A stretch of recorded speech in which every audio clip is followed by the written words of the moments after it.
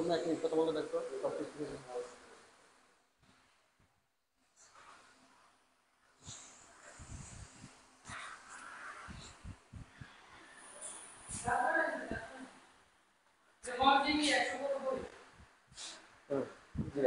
ঠিক আছে। সবাইকে একটু আসলে প্রথমে সরি, কারণ হচ্ছে আমাদের একটু সাউন্ড কানেকশনের প্রবলেম হচ্ছিল। তোমাদের সাউন্ড কানেকশনের যাতে প্রবলেম কোনো না হয় তার জন্য আসলে আমরা আবারও আসছি। তো আমাকে সবার প্রথমে একটু বলার ট্রাই করো, তোমরা কি আমাকে শুনতে পাচ্ছ? সাউন্ড কানেকশন কি ক্লিয়ার আছে কিনা প্লিজ আমাকে একটু জাস্ট জানাও দ্রুত। সাউন্ড কানেকশন ক্লিয়ার আছে কিনা এখন একটু জানার ট্রাই করো। ঠিক আছে ঠিক আছে। আচ্ছা, যেহেতু আমরা আবারও শুরু করছি তো তোমাদের একটু বলার জন্য আবার একটু বলি যে আসলে সাউন্ড কানেকশনের জন্য অনেক বেশি সরি। তোমাদের যে বিষয়টা আমি বলতে চাচ্ছিলাম সেটা হচ্ছে আমরা এমন ভাবে পড়বো যেন কঠিন বিষয়টা একদম সহজ হয়ে যায়, যে বিষয়গুলো সাধারণ জ্ঞানের সবচেয়ে বেশি পেন দিবে সেই বিষয়গুলোকে কিভাবে সহজ ভাষায় পড়া যায় সেই বিষয়গুলো নিয়ে আজকে আমি ক্লাসে আলোচনা করব। আচ্ছা আচ্ছা, আপনার বোন না? আমাদের সবাইকে ক্লাসে পুনরায় স্বাগতম জানাচ্ছি। বাংলাদেশের সবচেয়ে পুরনো নার্সিং প্রতিষ্ঠান, দীর্ঘদিন যাবত যারা নার্স নিয়ে কাজ করছে বাংলাদেশের সুনামধন্য প্রতিষ্ঠান গার্ডিয়ান পরিবারের পক্ষ থেকে এবং আমার ব্যক্তিগত পক্ষ থেকে তোমাদেরকে ক্লাসে অভিবাদন জানাচ্ছি। তো যেহেতু আমি ক্লাসে আবারো তোমাদের কাছে আসছি তো তোমাদের সবাইকে একটু বলার ট্রাই করব। আচ্ছা, তাইলে আপু এই নম্বরে টাকা পাঠিয়ে আমাকে ক্লাসটা বেশি ফোন দিলেই হবে। হ্যাঁ, সো একটু বেশি বেশি শেয়ার করে দাও। আর ফোন দিলেই হবে আমাকে। ক্লাসে জয়েন হয়েছো, আপনাকে ফোন দিব। বাংলাদেশের 56,000 বর্গ মাইলে কোথা থেকে ক্লাসে জয়েন হয়েছো জাস্ট একটু মেসেজ করে দাও যে কোন জেলা থেকে বা কোন উপজেলা থেকে, কেউ যদি ইউনিয়ন থেকেও যুক্ত হয়ে থাকো তাও সেটি আমাকে একটু বলার ট্রাই করো, তাহলে আমরা ওই আলোকেই আজকে আলোচনা করার ট্রাই করব। শুরুতেই ক্লাসে একটু বলার চেষ্টা করছি, তোমাদের পূর্বেই বললাম ম্যাথ পড়তে গেলে বিভিন্ন টুলসের প্রয়োজন হয়, ইংরেজি পড়তে গেলে বিভিন্ন স্ট্রাকচারের প্রয়োজন হয়, বাংলা পড়তে গেলে বেশ কিছু বেসিকের প্রয়োজন হয়, সাধারণ করা যাচ্ছে না বেশ কিছু ট্রিক্সকে আমরা অবলম্বন করব, যে ট্রিক্সের মাধ্যমে কঠিন বিষয়গুলো অনেক বেশি সহজ হয়ে যাবে। তো আমি বলার ট্রাই করছি, তোমরা আমাকে একটু বলো যে সাউন্ড কানেকশন শোনা যাচ্ছে কিনা। হ্যাঁ, এখন ঠিক আছে, থ্যাংক ইউ সো মাচ। তোমাদেরকে আবার একটু বলার চেষ্টা করছি, তোমরা কে কোথা থেকে ক্লাসে জয়েন হচ্ছ আমাকে একটু বলার ট্রাই করো দ্রুত। কে কোন জেলা থেকে ক্লাসে জয়েন হচ্ছ আমাকে একটু বলার ট্রাই করো।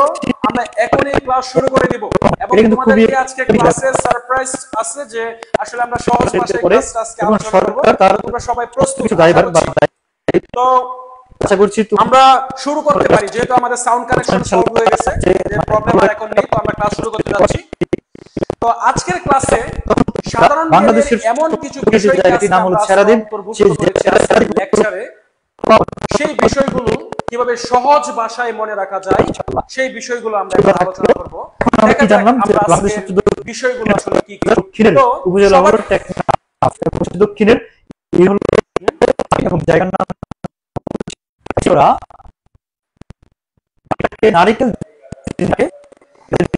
আজকে পরীক্ষা অনেক সময় এসে থাকে, আমরা মোটামুটি অ্যানসার করব। প্রশ্ন দিয়েছি, যে প্রশ্নটা তোমরা সবাই পড়ো এবং সেই প্রশ্নের সঠিক উত্তরটা প্লিজ আমাকে কমেন্টসে জানাও। যে একটু এখানে আসলে আমাদের রাজশাহী সেই অ্যানসারটা কারেক্ট অ্যানসার যেন হয় সেটা একটু জাস্ট ওইদিকে খেয়াল রাখো। নিচে আমাদের খুলনা বিভাগ, হ্যাঁ এই জায়গাটা হলো আমাদের খুলনা জনপদের অন্তর্ভুক্ত নয়। এই প্রশ্নের উত্তর এই জায়গাটা হলো সবচেয়ে বেশি, সময় হচ্ছে অল্প, তোমরা এর মাঝে অ্যানসার করার ট্রাই করো। এ হচ্ছে খুলনা, যদি চিন্তা করো যে এই পার্টটা হলো বাংলাদেশের সবচেয়ে পশ্চিমের অংশ বগুড়া, তাহলে সঠিক অ্যানসারটা আমাকে একটু দাও, জায়গার নাম হলো সঠিক উত্তরটা আসলে কি হবে। চাঁপাইনবাবগঞ্জ জেলা অর্থাৎ রাজশাহী বিভাগের। আমরা এগুলো একটু অনেকে সি দিচ্ছ, অনেকে বি দিচ্ছ, তোমরা একটু দ্রুত দেওয়ার ট্রাই করো। নাম কি কোশ্চেনটা আমি আবারো বলি, নিচের কোন জেলা বঙ্গ জনপদের অন্তর্ভুক্ত নয়? প্রশ্ন আগে বুঝবা, প্রশ্নটা আগে পড়ো তারপরে অ্যানসার দাও। B C. সাউন্ড কানেকশন আশা করি ক্লিয়ার এখন। তোমরা একটু আমাকে জানাও যে আসলে অ্যানসারটা কি হবে। তোমরা অনেকে দিচ্ছ সি।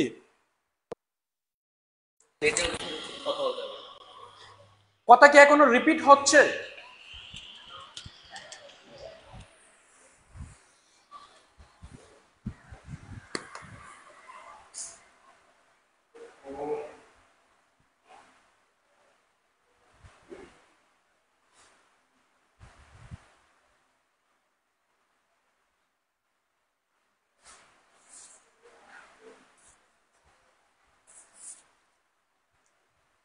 আমাকে আগে বলো, ট্রাই করো যে কথা কি রিপিট হচ্ছে, কথা কি শোনা যাচ্ছে, আমার কথা কি শুনতে পাচ্ছ?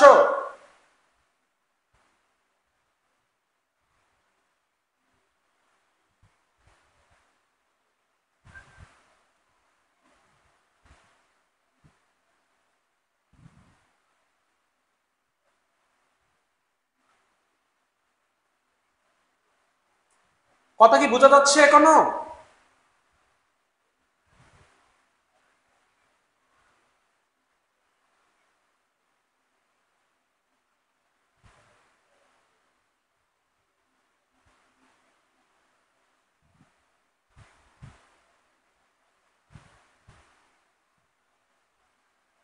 হ্যাঁ, থ্যাংক ইউ শোনার জন্য, থ্যাংক ইউ। এখন ঠিক আছে, থ্যাংক ইউ, কথা শোনা যাচ্ছে।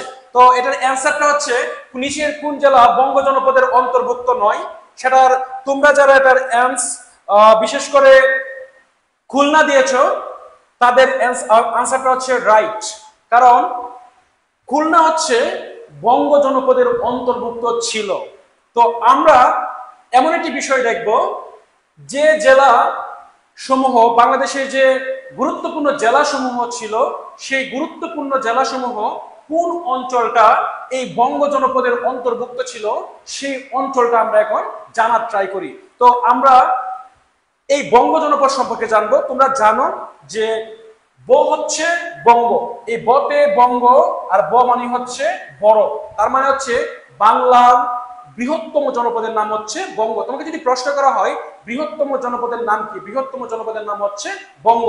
তো এই বঙ্গ জনপদ বাংলাদেশের শুধু বঙ্গ জনপদ নয়, প্রাচীন বাংলার জনপদ সমূহের মধ্যে সবচেয়ে গুরুত্বপূর্ণ যে বিষয়টা, সেটা হচ্ছে জনপদের অবস্থান।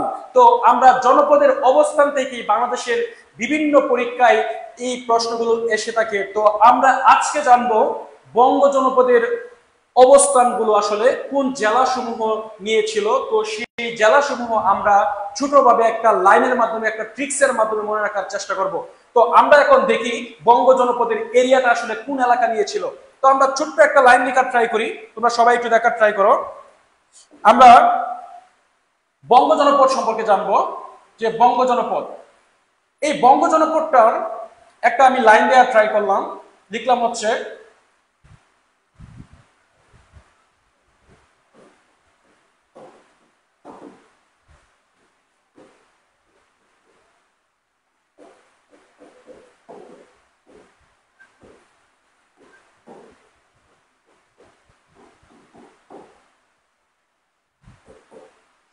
কুষ্টিয়া, ডিজিএম, ফরিদপুর, বাগপটু। তো এই বঙ্গ জনপদ যে এরিয়াটা নিয়েছিল, সেই এরিয়াকে আমরা ছোট্ট একটা ট্রিক্সের মাধ্যমে মনে রাখবো, একটা টেকনিকের মাধ্যমে মনে রাখবো, যে আসলে বঙ্গ জনপদের অবস্থানটা কি ছিল। এই কুষ্টিয়া, ডিজিএম, ফরিদপুর, বাগপটু ব্যাংকার্স অ্যাসোসিয়েশনের ডিজিএম পদটা খুবই গুরুত্বপূর্ণ। তো একটা লাইন মনে রাখার মাধ্যমে পুরো বঙ্গ জনপদের এরিয়া সম্পর্কে আজকে আমরা জেনে ফেলবো। কুষ্টিয়ার মানে হচ্ছে কুষ্টিয়া, তার মানে আমরা একটা অলরেডি পেলাম কুষ্টিয়া। এই যে ডি, এই ডি হচ্ছে তোমার আমাদের ঢাকা, ডি হচ্ছে ঢাকা।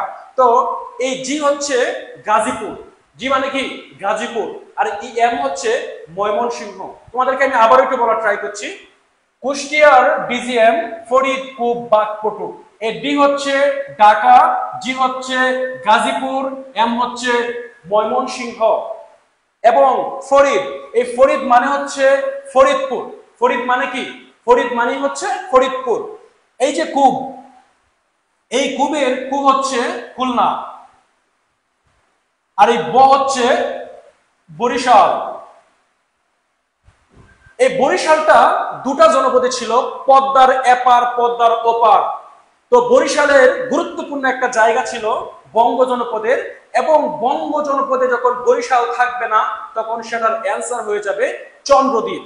তাহলে মাথায় রাখতে হবে পদ্মার এপার ওপার দুটা জনপদে বিভক্ত ছিল, এর মাঝে ব হচ্ছে বরিশাল। বরিশালটা খুবই গুরুত্বপূর্ণ জনপদ অঞ্চল, সেই বরিশালও প্রাচীনকালে কিন্তু বঙ্গের অন্তর্ভুক্ত ছিল। যখন বঙ্গের অর্ধেক পার হওয়ার পর যখন অন্য একটি এরিয়ায় চলে যায়, তখন সেটা চন্দ্রদ্বীপ হয়ে যায়। এবং এই যে বাঘ, এই বাঘ মানে হচ্ছে বাগেরহাট। বাঘ মানে কি বাগেরহাট। এই পটু মানে হচ্ছে পটুয়াখালী। পটু মানে কি? পটুয়াখালী। আমি লিখবো কম, তোমাদেরকে বুঝাবো একটু বেশি। তো আমি আবারও বলা ট্রাই করছি। বঙ্গ জনপদকে একটি টেকনিকের মাধ্যমে আমরা অবলম্বন করলাম। কুষ্টিয়া, ডিজিএম, ফরিদপুর বা পটু। কুষ্টিয়া মানে কি? কুষ্টিয়া, ডি হচ্ছে ঢাকা, জি হচ্ছে গাজীপুর, এম হচ্ছে ময়মনসিংহ, ফরিদ হচ্ছে ফরিদপুর, কু হচ্ছে খুলনা, ব হচ্ছে বরিশাল, বরগুনা। বরগুনা জায়গাটা মাথা রাখবা। এই বরিশালের যে বরগুনা অংশটা আছে, সেই বরগুনা কিন্তু আমাদের এই বঙ্গ জনপদের অন্তর্ভুক্ত ছিল। বাঘ হচ্ছে বাগেরহাট, পটু হচ্ছে পটুয়াখালী। তো আমরা কিছুক্ষণ পূর্বে যে প্রশ্নটা করেছিলাম যে নিচের কোন এলাকা বঙ্গ জনপদের অন্তর্ভুক্ত নয়?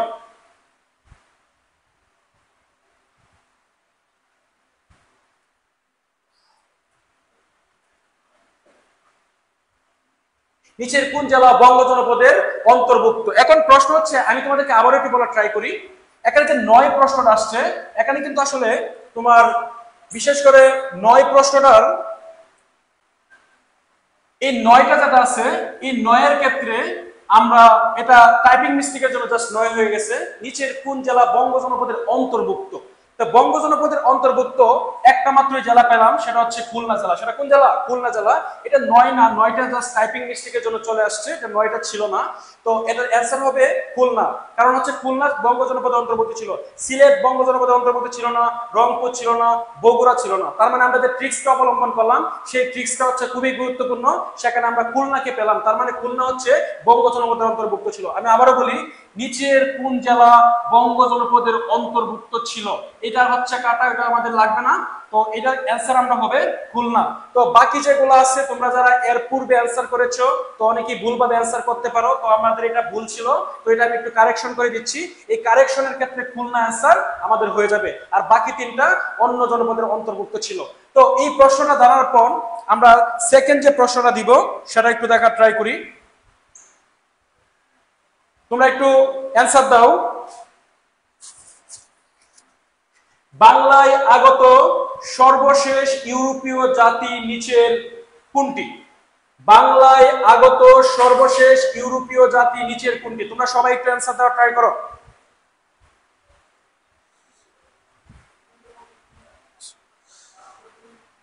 সবাই কি সাউন্ড কানেকশন বুঝতে পারছো আমার? এখন সবকিছু শোনা যাচ্ছে? এর অ্যান্সারটা একটু বলো। বাংলায় আগত সর্বশেষ ইউরোপীয় জাতি নিচের কোনটি? সঠিক অ্যান্সার দাও সবাই, সঠিক অ্যান্সার দাও।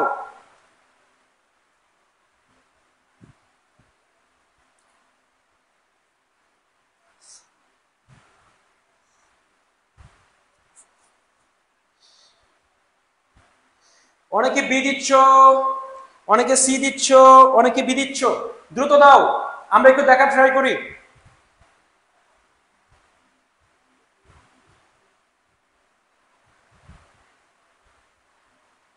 আচ্ছা, থ্যাংক ইউ। তোমরা একটু বোঝার ট্রাই করো। বাংলায় আগত সর্বশেষ ইউরোপীয় জাতি নিচের কোনটা?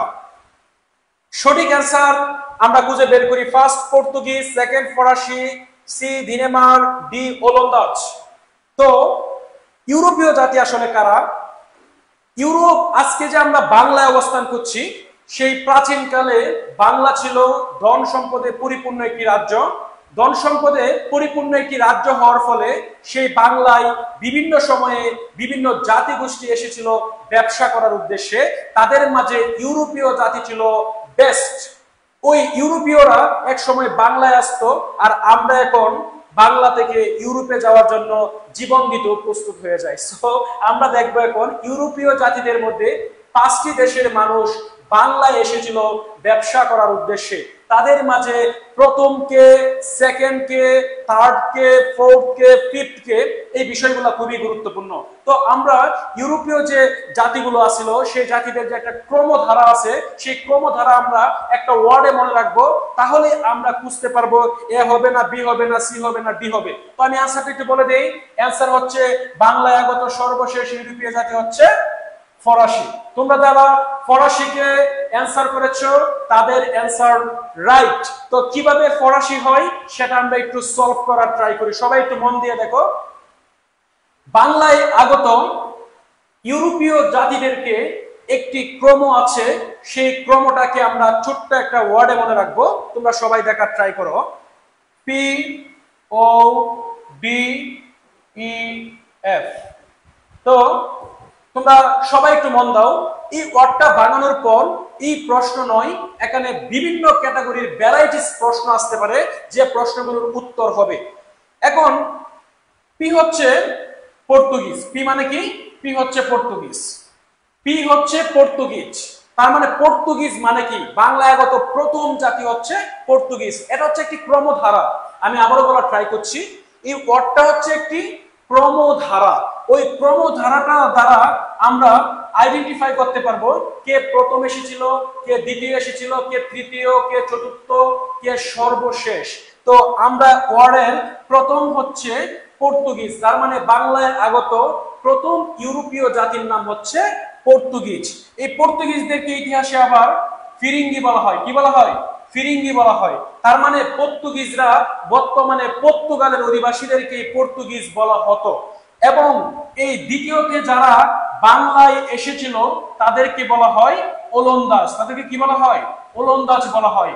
ইতিহাসে ওলন্দাজ জাতিগোষ্ঠীর আরেকটি নাম আছে, যেটা হচ্ছে ডাচ হিসেবে পরিচিত। কি হিসেবে পরিচিত?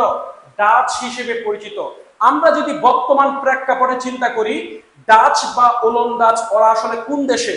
তাহলে অ্যান্সার হবে ওরা হচ্ছে নেদারল্যান্ডসের অধিবাসী। নেদারল্যান্ডসের অধিবাসীদেরকে ডাচ বা ওলন্দাজ বলা হয়। তারা এই প্রাচীন বাংলায় দ্বিতীয় অবস্থানে বাংলায় এসেছিল ব্যবসা করার উদ্দেশ্যে। এই ডি হচ্ছে ডিনেমার। ডি হচ্ছে ডিনেমার। ডি মানে কি? ডিনেমার। এই ডিনেমারদেরকে আবার ইতিহাসে ডেনিশ বলা হয়। ডিনেমারদের কি বলা হয়? ডিনেমারদের অবশ্য ডেনিশ বলা হয়। তোমাদেরকে আমি আবারও বলার ট্রাই করছি, ফার্স্ট হচ্ছে পর্তুগিজ, সেকেন্ড হচ্ছে ওলন্দাজ, ডি হচ্ছে ডিনেমার। বাংলায় আগত তৃতীয় ইউরোপীয় জাতির নাম হচ্ছে ডিনেমার। ইতিহাসে ডিনেমারদের কি বলা হয়? ইতিহাসে ডিনেমারদের ডেনিশ বলা হয়। যদি প্রশ্ন করা হয় বাংলায় আগত দ্বিতীয় নয় তৃতীয় ইউরোপীয় জাতি কোনটা, বাংলায় আগত তৃতীয় ইউরোপীয় জাতির নাম হচ্ছে ডিনেমার। বাংলায় আগত এই যে ডেনিশ বা ডিনেমার, তারা বর্তমানের কোন দেশের অধিবাসী? তারা বর্তমানে ডেনমার্কের অধিবাসী। তো ডেনমার্কের অধিবাসীদেরকে ডেনিশ বা ডিনেমার বলা হয়। আমরা আবার একটু দেখার ট্রাই করি, ই হচ্ছে ইংরেজ। ই মানে কি? ইংরেজ। তোমরা জানো ইংরেজ জাতিদেরকে আমরা ছোট সময় থেকে জানি, যারা আমরা ছোট ছিলাম যখন, তখন জানতাম ইংরেজদেরকে ব্রিটিশ বলা হয়। ইংরেজদেরকে কি বলা হয়? ব্রিটিশ বলা হয়। এই ব্রিটিশ জাতি হচ্ছে ইংরেজ জাতি হিসেবে পরিচিত। তো আমরা একটা বিষয় দেখার ট্রাই করি, সেটা হচ্ছে এই যে কি হচ্ছে ইংরেজ, বাংলায় আগত তৃতীয় ইউরোপীয় জাতির নাম হচ্ছে ইংরেজ জাতি। কি জাতি? ইংরেজ জাতি। চতুর্থ ইউরোপের জাতির মধ্যে হচ্ছে চতুর্থ যে অবস্থানে ছিল সেটা হচ্ছে ইংরেজ জাতি। ইংরেজদেরকে ইতিহাসে ব্রিটিশ বলা হয়। এবং বাংলায় আগত চতুর্থ যে জাতিটা এসেছিল ইংরেজ জাতি, সেই ইংরেজ জাতিটা খুবই শক্তিশালী জাতি হিসেবে বাংলায় তাদের প্রত্যাবর্তন ঘটেছিল। আমরা লক্ষ্য করব এই ব্রিটিশ বা ইংরেজদের বর্তমান দেশের নাম হচ্ছে ইংল্যান্ড, যাকে যুক্তরাজ্য বলা হয়, ইউনাইটেড কিংডম বলা হয়, যাদেরকে ইংল্যান্ডও বলা হয়, যাদেরকে ব্রিটেনও বলা হয়। সো আমরা আবারও বলা ট্রাই করছি, বাংলায় আগত ইংরেজ জাতি ছিল চতুর্থ। এই যে এফটা আছে, ওই এফটাই হচ্ছে এই ফরাসি। প্রশ্ন ছিল বাংলায় আগত সর্বশেষ ইউরোপীয় জাতি নিচের কোনটি? বাংলায় আগত সর্বশেষ ইউরোপীয় জাতির নাম হচ্ছে ফরাসি জাতি। তোমরা যারা ফরাসিকে অ্যান্সার দিয়েছিলা, সেই ফরাসি কিন্তু রাইট। এই ফরাসি মানে কারা? ফরাসি মানে ফ্রান্সের অধিবাসীদেরকেই কিন্তু ফরাসি বলা হয়।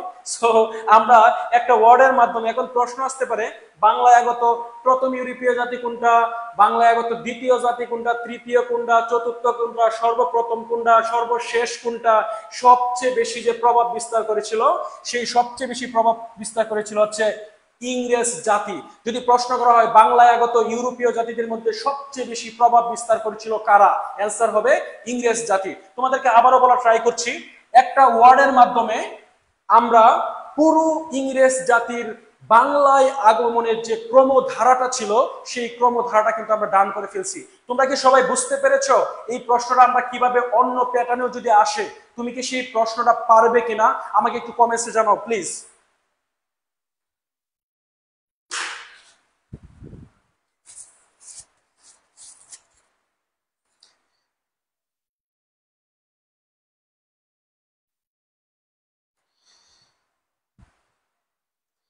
তোমরা কি সবাই বুঝতে পারছো?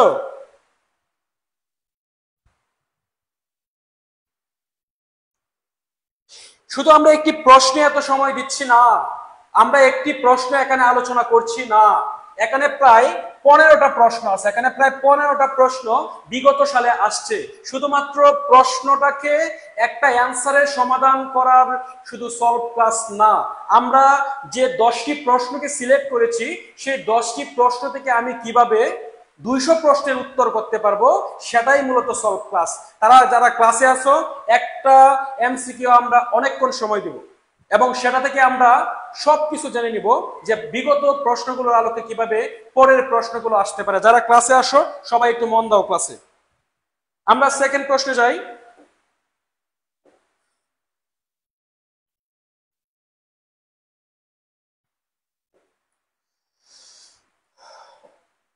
প্রশ্ন হচ্ছে, নিচের কোনটি বাংলাদেশের সংবিধানের মূলনীতি নয়? নিচের কোনটি বাংলাদেশের সংবিধানের মূলনীতি নয়? সবাই উত্তর দাও।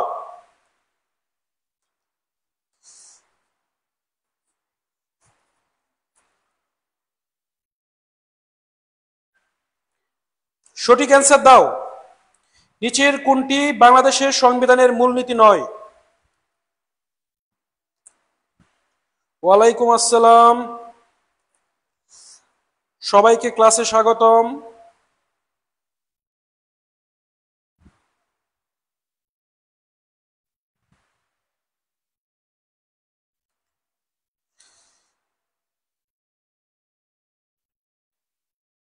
অনেকে অ্যান্সার বি দিচ্ছ, অনেকে ডি দিচ্ছ, থ্যাংক ইউ। আমাদের সঠিক অ্যান্সারটাই খুঁজে বের করব। তোমরা যারা ক্লাসে আসো, লাস্ট আমি 1 মিনিট বলে নেই, আমরা আবার রিপিট করা ট্রাই করছি। আমরা এমন ভাবে কিছু বিষয় পড়বো, একটা বিষয় দিয়ে আমাদের 10টা শিখতে হবে। সো একটা এমসিকিউ থেকে আমরা 15টা বের করব, 10টা বের করব, 8টা বের করব। এক মাথায় একটা প্রশ্ন দিয়ে কিভাবে এতগুলো বের করা যায়, আমরা সেই বিষয়ে আজকে আমরা ক্লাসে আলোচনা করব। যার জন্য তোমরা যারা ক্লাসে এখন আছো সবাই একটু ধীরস্থিরভাবে ক্লাসে অপেক্ষা করো, তোমরা অনেক কিছু শিখতে পারবে ইনশাআল্লাহ, আশাবাদী। তো নিচের কোনটি বাংলাদেশের সংবিধানের মূলনীতি নয়? সেটার সঠিক অ্যান্সার হবে, তোমরা যারা এটা দিয়েছো এটা হচ্ছে কারেক্ট অ্যান্সার। এখন আমি তোমাদেরকে ক্লাসে দেখাবো কেন এই অ্যান্সারটা হয়েছে, এটাই আমি এখন ক্লাসে তোমাদেরকে দেখাবো। তো আমরা জানি কনস্টিটিউশন হচ্ছে সংবিধান। সংবিধান একটি রাষ্ট্রের পরিচালনার মূল চাবিকাঠি বলা হয়। সেই সংবিধান, বিশেষ করে বাংলাদেশের সংবিধানের মূলনীতি হচ্ছে 4টা। বাংলাদেশের সংবিধানের মূলনীতি কয়টি? 4টি। 4টি মূলনীতির উপর বেসড করে বাংলাদেশ পরিচালিত হয়। সো বাংলাদেশের সংবিধানের মূলনীতি কয়টি? 4টি। যদি প্রশ্ন করা হয় বাংলাদেশের সংবিধানের মূলনীতি কয়টি? 4টি। প্রশ্ন আসতে পারে নিচের কোনটি বাংলাদেশের সংবিধানের মূলনীতির অন্তর্ভুক্ত নয়? বাংলাদেশের সংবিধানের মূলনীতি নিচের কোনটি? এই সকল উত্তর তুমি যদি দিতে চাও তাহলে আমরা ছোট্ট একটা লাইনের মাধ্যমে সেই 4টি মূলনীতি সম্পর্কে আমরা জেনে যাব। আমরা লিখলাম,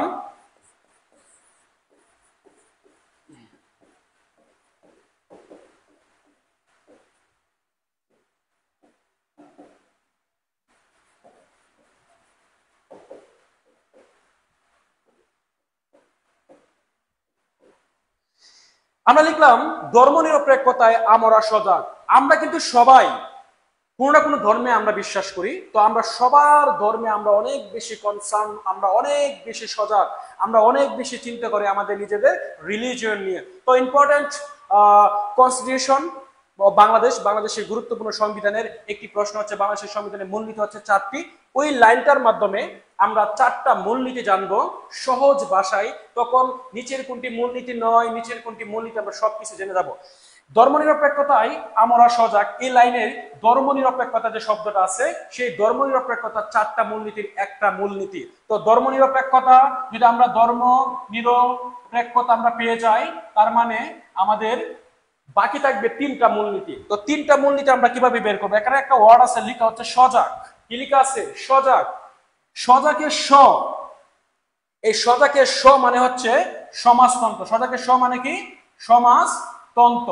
তো আমরা পেয়ে গেলাম সমাজতন্ত্র, এবং এই যা হচ্ছে জাতীয়তাবাদ। যা মানে কি? জাতীয়তাবাদ। যা হচ্ছে জাতীয়তাবাদ। এই যে এই গ হচ্ছে গণতন্ত্র। গ মানে কি?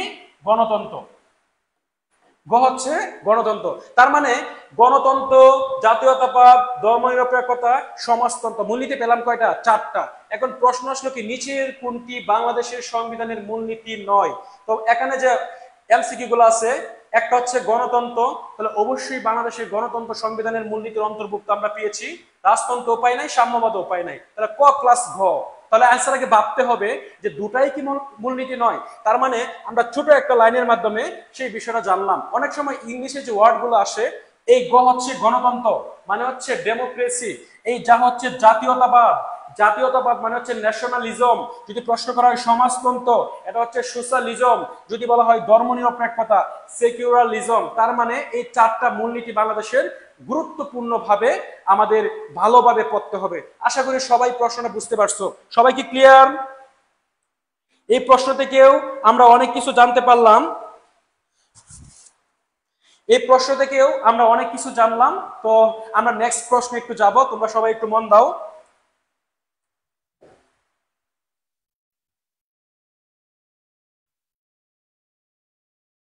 দেখি প্রশ্ন কে পারো। নিচের কোন জেলার সাথে সুন্দরবনের সম্পৃক্ততা রয়েছে?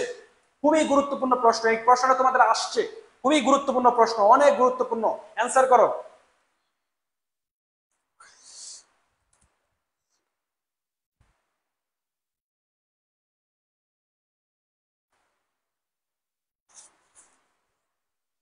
নিচের কোন জেলার সাথে সুন্দরবনের সম্পৃক্ততা রয়েছে? সিলেট, কক্সবাজার, চট্টগ্রাম, পটুয়াখালী। সবাই দ্রুত অ্যান্সার দাও। অ্যান্সার অনেকে ডি দিয়েছো, ডি। আর তোমরা কি ক্লাসে বুঝতেছো এই বিষয়টা? একটু আমাকে জানার ট্রাই করাবা যেন আমি জানতে পারি তোমাদের কাছ থেকে। D D Patuakhali. অনেকে অ্যান্সার দিচ্ছ ডি, অনেকে অ্যান্সার দিচ্ছ ডি। আও যারা ক্লাস করছো সবাই একটু আমাকে রেসপন্স করো, তোমাদের অ্যান্সার আসলে কি, তোমাদের কি মনে হচ্ছে অ্যান্সার কি হবে? অনেকে দিচ্ছ বি। আসলে বিটা হচ্ছে অ্যান্সার হবে না। নিচের কোন জেলার সাথে সুন্দরবনের সম্পৃক্ততা রয়েছে? সুন্দরবনের সাথে সম্পৃক্ততা রয়েছে নিচের কোন জেলার? এই অ্যান্সারে যারা পটুয়াখালীকে দিয়েছো তাদের অ্যান্সার রাইট, আর যারা বি দিয়েছো, এ দিয়েছো, সি দিয়েছো তাদের অ্যান্সার গুলা ভুল। আমরা এখন জানবো হচ্ছে বিশ্বের গুরুত্বপূর্ণ একটি অঞ্চল আছে যার নাম হচ্ছে সুন্দরবন। যার নাম কি? সুন্দরবন। সুন্দরবন বাংলাদেশের আশীর্বাদ স্বরূপ।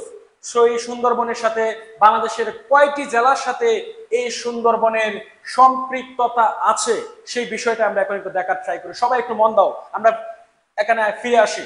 তো আমরা অলরেডি পটুয়াখালীকে পেয়েছি যার সাথে সুন্দরবনের সম্পৃক্ততা রয়েছে।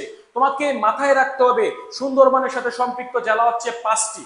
আমি আবারও বলা ট্রাই করি, সুন্দরবন আছে এমন সম্পৃক্ততা আছে বাংলাদেশের এমন জেলা হচ্ছে 5টি। তো আজকে পটুয়াখালী দিয়ে আসছে, নেক্সটে অন্য জেলা থাকতে পারে, নেক্সটে অন্য জেলা আবার ইনক্লুড হতে পারে বিভিন্ন প্যাটার্নে। সো আমরা 5টি জেলাকে জানবো, যে 5টি জেলার সাথে সুন্দরবনের সম্পৃক্ততা রয়েছে সেটাও একটু ঠিকসে জানা ট্রাই করি। সবাই এখানে মন দাও। আমরা লিখলাম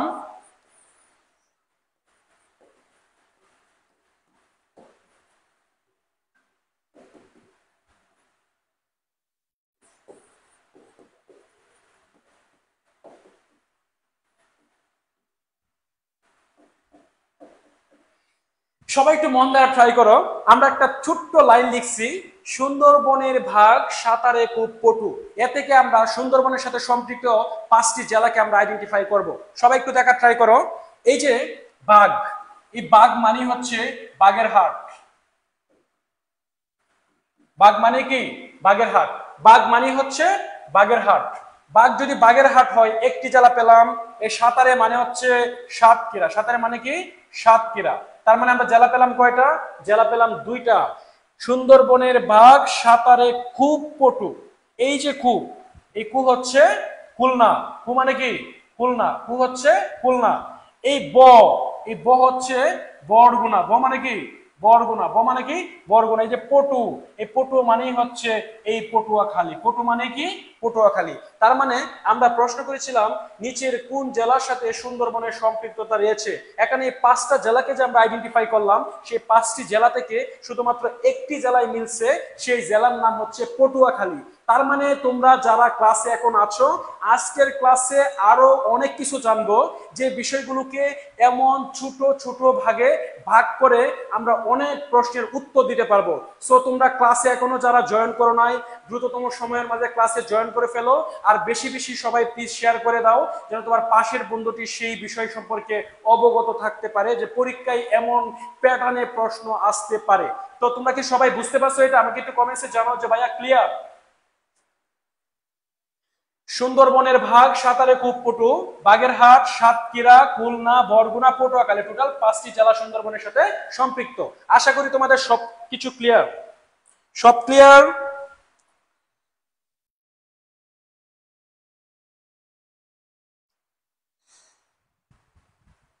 আচ্ছা, থ্যাংক ইউ, থ্যাংক ইউ, বোঝার জন্য থ্যাংক ইউ। তোমরা আমাকে একটু কমেন্টসে জানাবা, তাহলে আমি বুঝতে পারবো।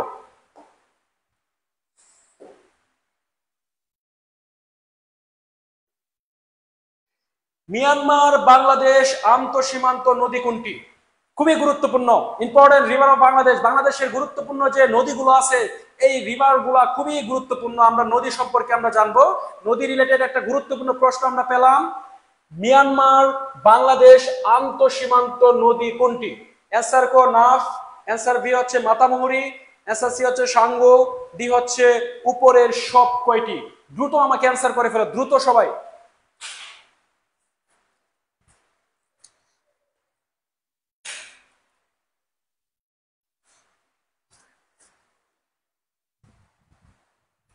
দ্রুত অ্যান্সার করো সবাই।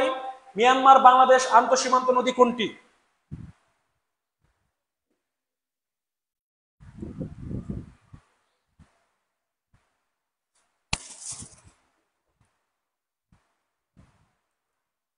মিয়ানমার বাংলাদেশ আন্তঃসীমান্ত নদী কোনটি? এ। সি দিচ্ছ অনেকে, এ দিচ্ছ, নাফ বলতেছো। আচ্ছা, আমরা আর একটু ট্রাই করি, তোমরা দেখি কে কে ক্লাসে আছো, সবাই একটু কমেন্টস করো, তাহলে আমি বুঝবো তোমরা ক্লাসে বুঝতে পারছো। প্লিজ ক্লাসে মন দাও, আমরা অনেক কিছুই শিখবো।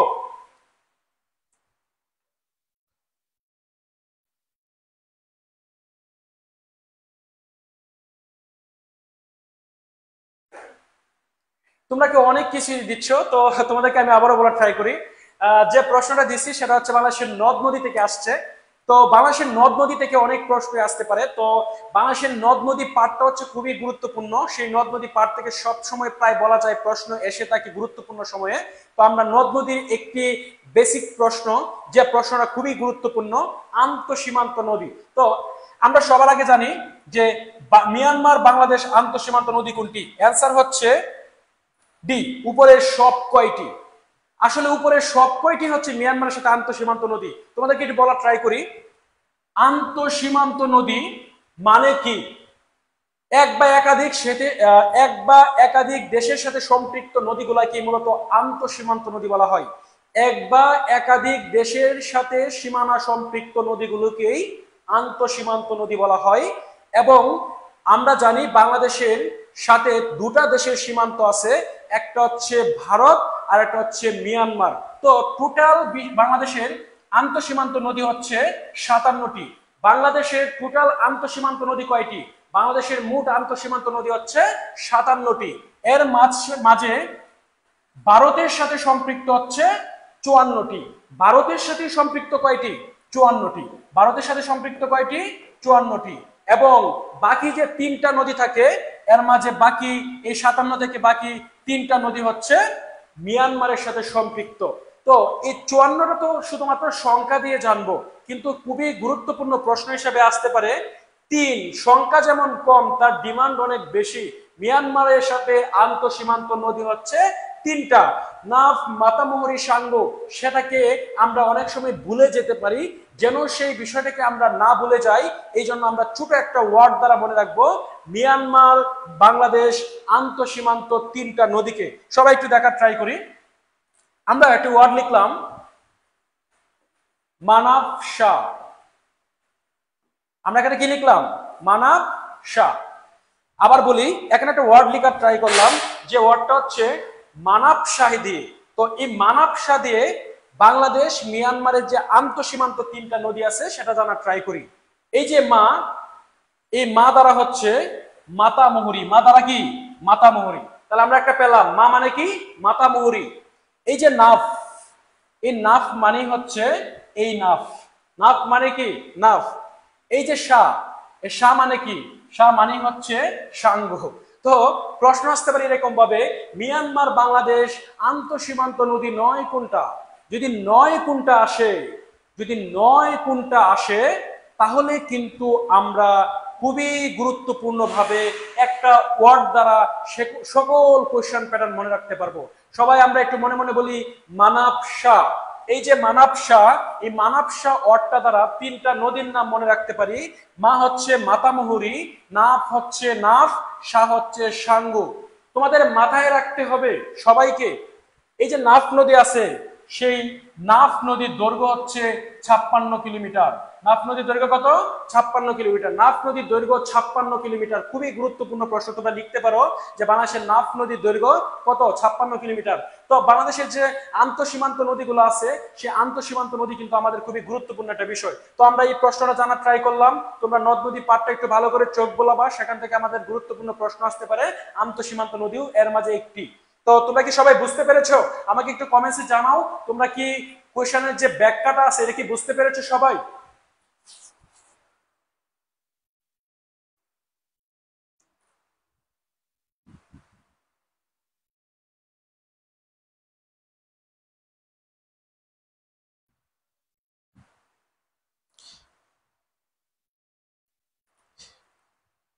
তোমরা বিভিন্ন বাজারের বিভিন্ন বইয়ে পাও 58টি 57টি, কিন্তু খুবই গুরুত্বপূর্ণ প্রশ্ন তোমাদেরকে একটু বলা ট্রাই করি।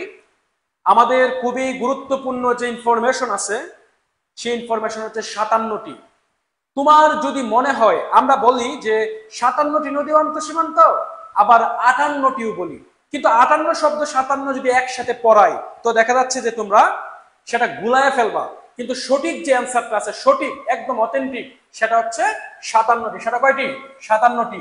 তুমি যদি 57 সংখ্যা না পাও, এটা আসলে কখনোই আসে না, তারপরেও ব্যাখ্যা দিয়ে দেয় যে 57 সংখ্যা যদি না পাও সেই ক্ষেত্রে 58 দিতে পারো, কিন্তু 58টা কোথাও আসে না।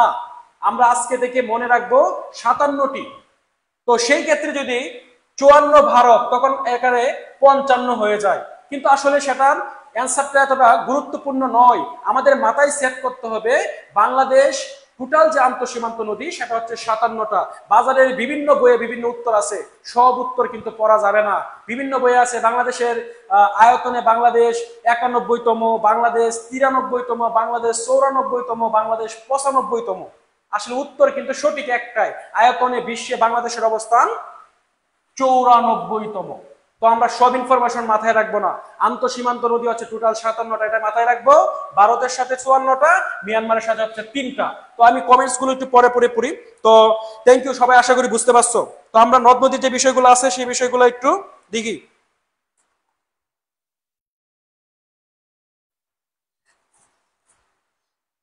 তুমি যখন বেশি বেশি পড়বা, সকল ইনফরমেশন কিন্তু তোমার মাঝেও থাকবে, তাহলে আশা করি বুঝতে পারছো। আচ্ছা, তো মিয়ানমার বাংলাদেশ আন্তঃসীমান্ত নদী এটা আমরা ডান। তো নেক্সট একটু দেখি কি আছে। তো এই বিষয়টা একটু দেখে ফেলো, যেহেতু আসছে আমাদের স্লাইডে, তো এটা একটু দেখা দরকার। এখানে কিছু বিষয় লেখা আছে। তো জুম লাইভ ক্লাস, মোট 200টি ক্লাস, মোট 200টি ক্লাস টেস্ট, মোট 100টি model test, special live exam, 24 ঘন্টা গার্ডেনের টিম সাপোর্ট, বিষয়ভিত্তিক মানসম্মত লেকচার শিট এবং গাইড। আসলে এখানে ফুল কোর্সে যা যা থাকছে এটা খুবই খুবই গুরুত্বপূর্ণ জানা দরকার, যে তুমি কেন গার্ডিয়ান পড়বা, গার্ডিয়ানে কেন আসবা, গার্ডিয়ানের অনলাইনের সাথে কেন তুমি সম্পৃক্ত হবা, এই বিষয়গুলো তোমার মনে অনেক প্রশ্ন থাকতে পারে। তো তোমার মনে যেহেতু সেই প্রশ্নগুলো থাকে, তো এই বিষয়টা তোমাকে সবার আগে জানতে হবে যে আমি এখানে পড়ার পর আমি সেখান থেকে আসলে কি কি পাবো, সেই পাওয়াটাই আমার খুবই ইম্পর্টেন্ট জানা, যে আমি এখান থেকে আসলে কি কি একটা কোর্স কমপ্লিট করব, কোর্সে আসলে কি কি আছে, তো কোর্সের ডিটেইলস আমাদের একটা পেজের মধ্যে আছে। জুম লাইভ ক্লাস, মোট 200টি ক্লাস, 200টি ক্লাস টেস্ট, 100টি model test, special live exam, 24 hours, guardian টিমের সাপোর্ট, বিষয়ভিত্তিক মানসম্মত লেকচার শিট, সবগুলোই হচ্ছে গুরুত্বপূর্ণ বিষয়। তাহলে আশা করি তোমরা সবাই এটা বুঝতে পারছো। তো নেক্সট একটু আমি দেখা ট্রাই করি যে আসলে নেক্সটে আসলে কি আছে। তো সবাই একটু মন দাও। নিচের কোনটি ভারতের উত্তর পূর্বাঞ্চলীয় সেভেন সিস্টার্স ভুক্ত রাজ্য? তোমরা জানো সেভেন সিস্টার্স অনেক গুরুত্বপূর্ণ। তো সেভেন সিস্টার্সটা আজকে আমরা একটা প্রশ্ন করেছি, দেখি প্রশ্নটা তোমরা পারো কিনা, আমাকে একটু কমেন্টসে জানাও।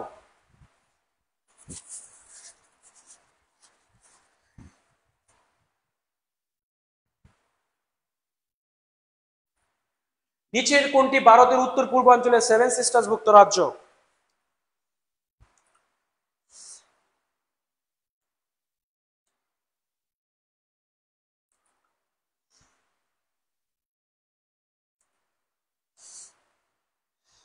তোমরা ক্লাসে সবাই একটু মন দাও, সবাই মনে রাখতে পারবা।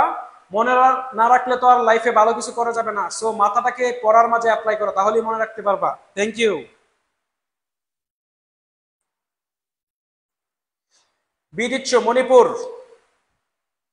তোমরা কমেন্টস করো, আরো দেখি জানি।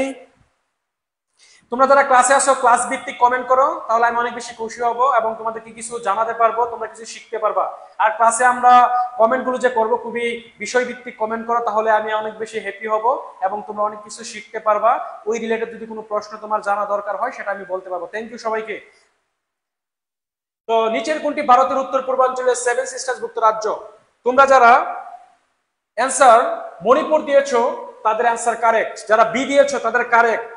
কিন্তু প্রশ্নটা কিন্তু এভাবে আসতে পারতো। কিভাবে আসতে পারতো? সবাই একটু মন দাও প্লিজ। প্রশ্ন আসতে পারতো নিচের কোনটি ভারতের উত্তর পূর্বাঞ্চলীয় সেভেন সিস্টার্স ভুক্ত রাজ্য নয়। যদি নয় আসতো তখনই কিন্তু আপনাকে 7টা রাজ্য সম্পর্কে মনে রাখতে হতো। তো আমরা সেভেন সিস্টার্স ভুক্ত 7টি যে রাজ্য আছে সেই 7টি রাজ্য আমরা জানবো।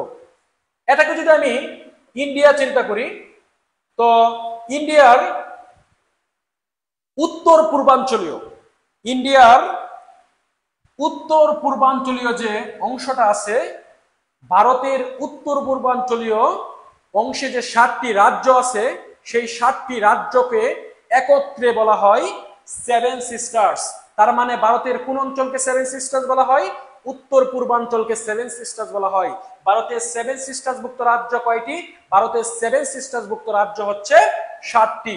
যদি প্রশ্ন করা হয় নিচের কোনটি সেভেন সিস্টার্স ভুক্ত রাজ্য, নিচের কোনটি সেভেন সিস্টার্স ভুক্ত রাজ্য নয়, তোমাকে প্রশ্ন আসতে পারে যে সেভেন সিস্টার্স ভুক্ত রাজ্যের অন্তর্ভুক্ত রাজ্য নয় নিচের কোনটা। সকল প্রশ্নের উত্তর আমরা ছোট একটা লাইনে দিব, যে লাইনের মাধ্যমে উত্তর পূর্বাঞ্চলীয় 7টি রাজ্যকে মনে রাখতে পারবো। আমি লিখলাম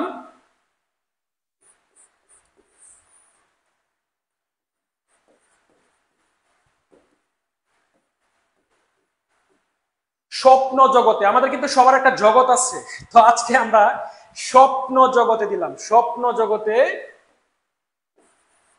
আমি অমেত্রীমনা। শোনো, স্বপ্ন জগতে আমি অমেত্রীমনা, ওই লাইনটা দ্বারাই আমাদের 7টি রাজ্যকে আমরা এক টানে মনে ফেলবো। 1 মিনিট সময় লাগবে, তুমি অ্যান্সারটা করতে পারবা। স্বপ্ন জগতে আমি অমেত্রীমনা মানে হচ্ছে অমিত, সীমাহীন। তো এটা আমরা জাস্ট লাইনটা মিলানোর জন্য দিলাম। তো আমি অমেত্রীমনা, এটাই হচ্ছে খুবই গুরুত্বপূর্ণ প্রশ্ন। এই যে আমির আ আছে, এই আ হচ্ছে আসাম, আ মানে কি? আসাম। এই যে মি আছে, এই মি হচ্ছে মিজোরাম, মি মানে কি? মিজোরাম। তার মানে আ হচ্ছে আসাম, মি হচ্ছে মিজোরাম। তো আমরা আমি দ্বারা পেলাম দুটা প্রদেশ, 7টি প্রদেশের মাঝে একটা হচ্ছে আসাম আর একটা হচ্ছে মিজোরাম। বাকি আছে কয়টা? আরো বাকি আছে 5টা। অমেত্রীমনা, এই যে ও হচ্ছে অরুণাচল, ও মানে কি? অরুণাচল। ও হচ্ছে অরুণাচল। এই যে এই মে হচ্ছে মেঘালয়, মে মানে কি? মেঘালয়। মে হচ্ছে মেঘালয়। এই যে ত্রি আছে, ওই ত্রি হচ্ছে ত্রিপুরা, ত্রি মানে কি? ত্রিপুরা। আবার বলো, ত্রি মানে কি? ত্রিপুরা। তো অমেত্রী দ্বারা কয়টা পেলাম? অমেত্রী দ্বারা 3টা রাজ্যকে পেলাম। একটা হচ্ছে অরুণাচল, একটা হচ্ছে মেঘালয়, একটা হচ্ছে ত্রিপুরা, আমি অমেত্রী মনা, বাকি আছে কয়টা? দুইটা। এই মনা, ম হচ্ছে মণিপুর, ম মানে কি? মণিপুর। আর এই যে না, এই না হচ্ছে নাগাল্যান্ড, না হচ্ছে নাগাল্যান্ড। এই যে 7টি রাজ্য তোমাদেরকে কাউন্ট করে দেখো, এখানে টোটাল 7টা রাজ্য আসছে। ভারতের উত্তর পূর্বাঞ্চলীয় টোটাল 7টা রাজ্যকে বলা হয় সেভেন সিস্টার্স ভুক্ত প্রদেশ।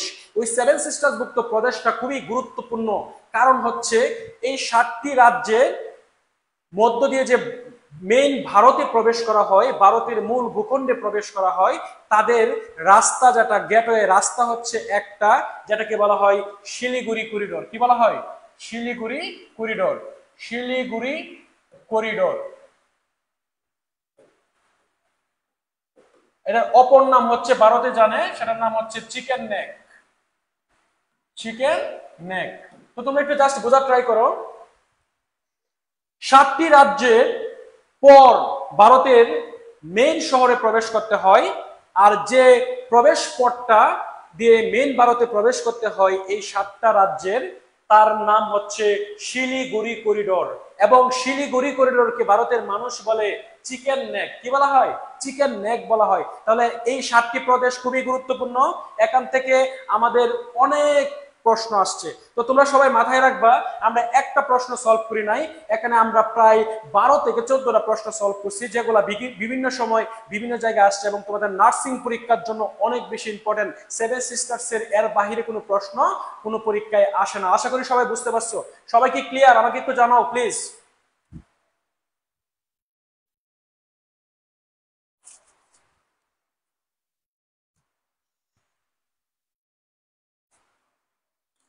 সবাই একটু আমাকে জানাও।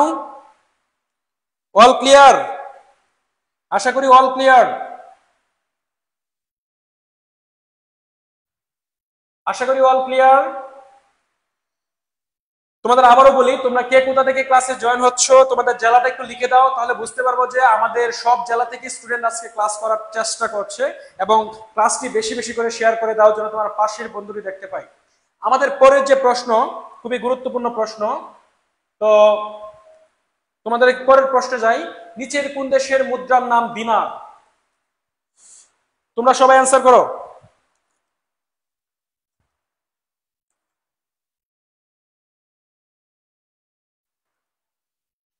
সিলেট, গাজীপুর, নড়াইল সব জায়গা থেকে আসো, থ্যাংক ইউ। তোমরা সব জায়গা থেকেই অ্যাটেন্ড করা ট্রাই করো আজকের ক্লাসে। নিচের কোন দেশের মুদ্রার নাম দিনার? এ হচ্ছে সৌদি আরব, বি হচ্ছে ওমান, সি হচ্ছে জাপান, ডি হচ্ছে আলজেরিয়া। তাহলে এর অ্যান্সার কি হবে আমাকে একটু জানার ট্রাই করো। Thank you. পটুয়াখালীতে কেউ আছো? জাপান, একজন জাপান লিখছো, সবাই একটু দাও। শেরপুর, যা, তোমরা আবার একটু বলার ট্রাই করি। এখানে উত্তর কি হবে আমি একটু বলে দিচ্ছি, তোমরা একটা কারেক্ট অ্যান্সারটা বলার ট্রাই করো। B, Oman. আমি কিন্তু কারেক্ট অ্যান্সার পাচ্ছি না, সবাই একটু কারেক্ট অ্যান্সার দেওয়ার ট্রাই করো।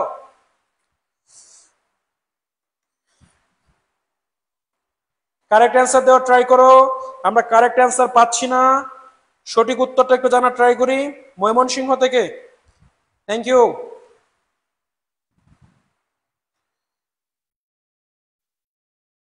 আলজেরিয়া, আলজেরিয়া যে দিয়েছো তার উত্তর কারেক্ট। তোমাদের আবারও বলি, তোমরা বিভিন্ন জেলা থেকে আজকে ক্লাসে জয়েন হয়েছো। তো আমরা এখন সবাইকে আমাদের গার্ডিয়ান পরিবারের থেকে অনেক অনেক থ্যাঙ্কস। নিচের কোন দেশের মুদ্রার নাম দিনার? সৌদি আরব, ওমান, জাপান, আলজেরিয়া। তো তোমরা যারা আলজেরিয়াকে লিখছো তাদের সঠিক অ্যান্সার হয়েছে, আর বাকিদের সরি ভুল হয়ে গিয়েছে। কিভাবে আলজেরিয়া হয়েছে আমরা একটু জানার ট্রাই করি। তোমাদেরকে আবারও বলি, important currency of the world, বিশ্বের গুরুত্বপূর্ণ মুদ্রা পরিচিতি। তার মানে ইম্পর্টেন্ট যে মুদ্রাগুলো আছে সেই মুদ্রাগুলো সম্পর্কে আমরা জানবো।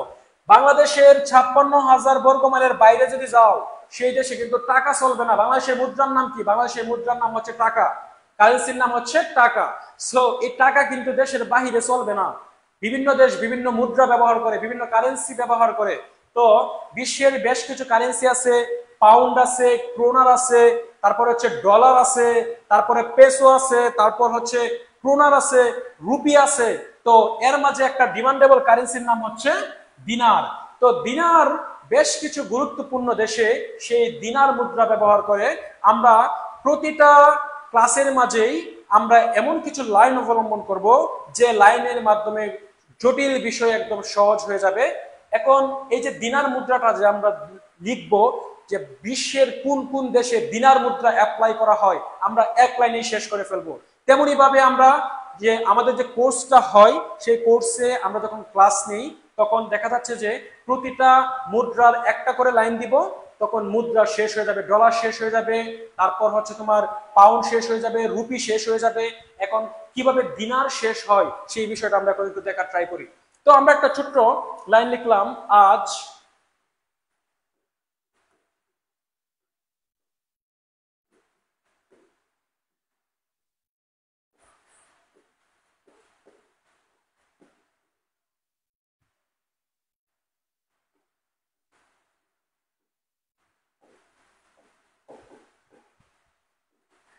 তোমরা সবাই একটু দেখার ট্রাই করো, খুবই মজার একটা লাইন দিছি, আজ তিসা লিবা ও ইকু খুশিতে ভরপুর। কারণ হচ্ছে তাদের আজকে ফ্রি ক্লাস।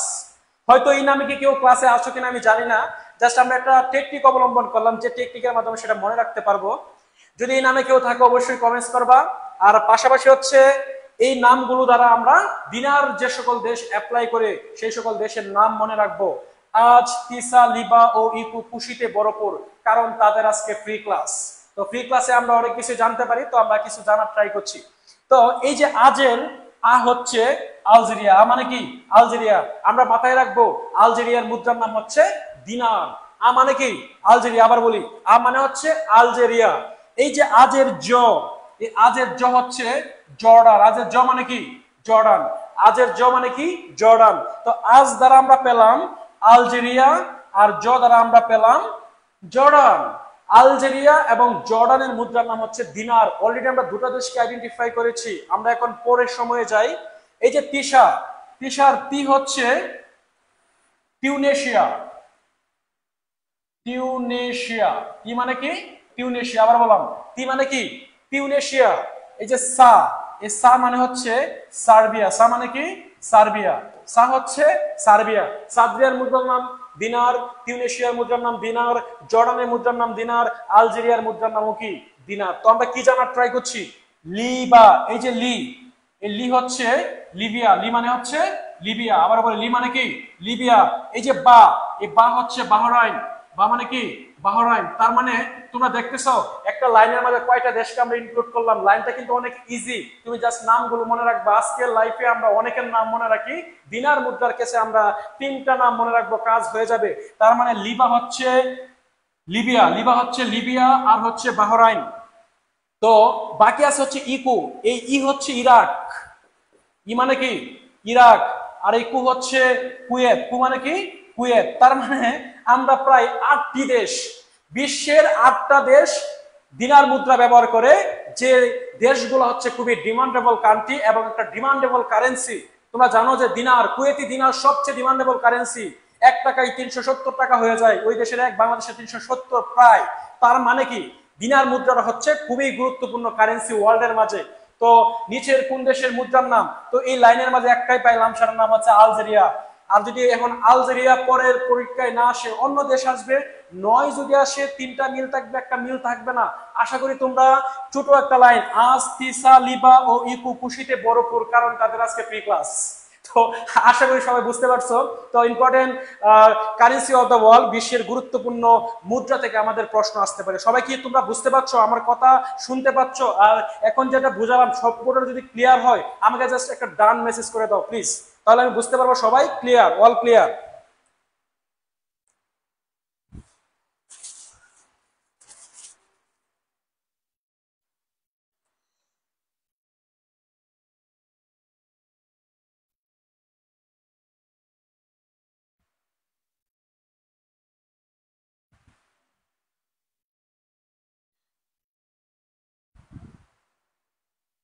এই ডান, থ্যাংক ইউ।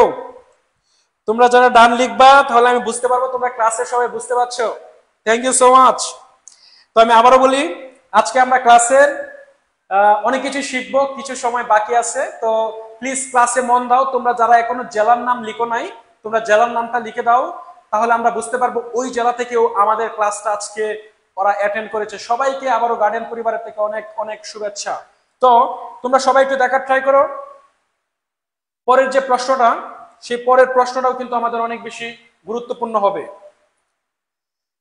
আরব আমিরাত ও ইরানকে পৃথক করেছে কোন প্রণালী? অ্যান্সার এ মালাক্কা, অ্যান্সার বি পানামা কাল, অ্যান্সার সি বেরিং, আর অ্যান্সার ডি হচ্ছে হরমুজ। তার মানে এই চারটা অপশনের সঠিক উত্তর কোনটা আমাকে দ্রুত কমেন্টে জানাও। আরব আমিরাত ও ইরানকে পৃথক করেছে কোন প্রণালী?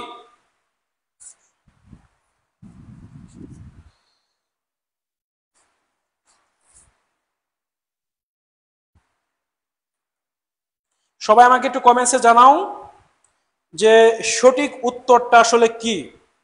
তোমরা যারা ক্লাসে আছো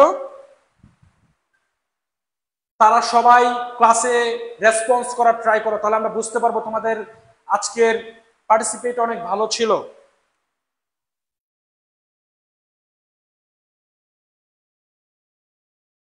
অনেকে পানামা কাল দিচ্ছ।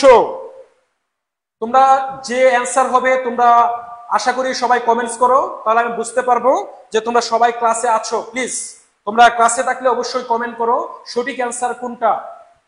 আরব আমিরাত ও ইরানকে পৃথক করেছে কোন প্রণালী? মালাক্কা, পানামা কাল, Bering, Hormuz.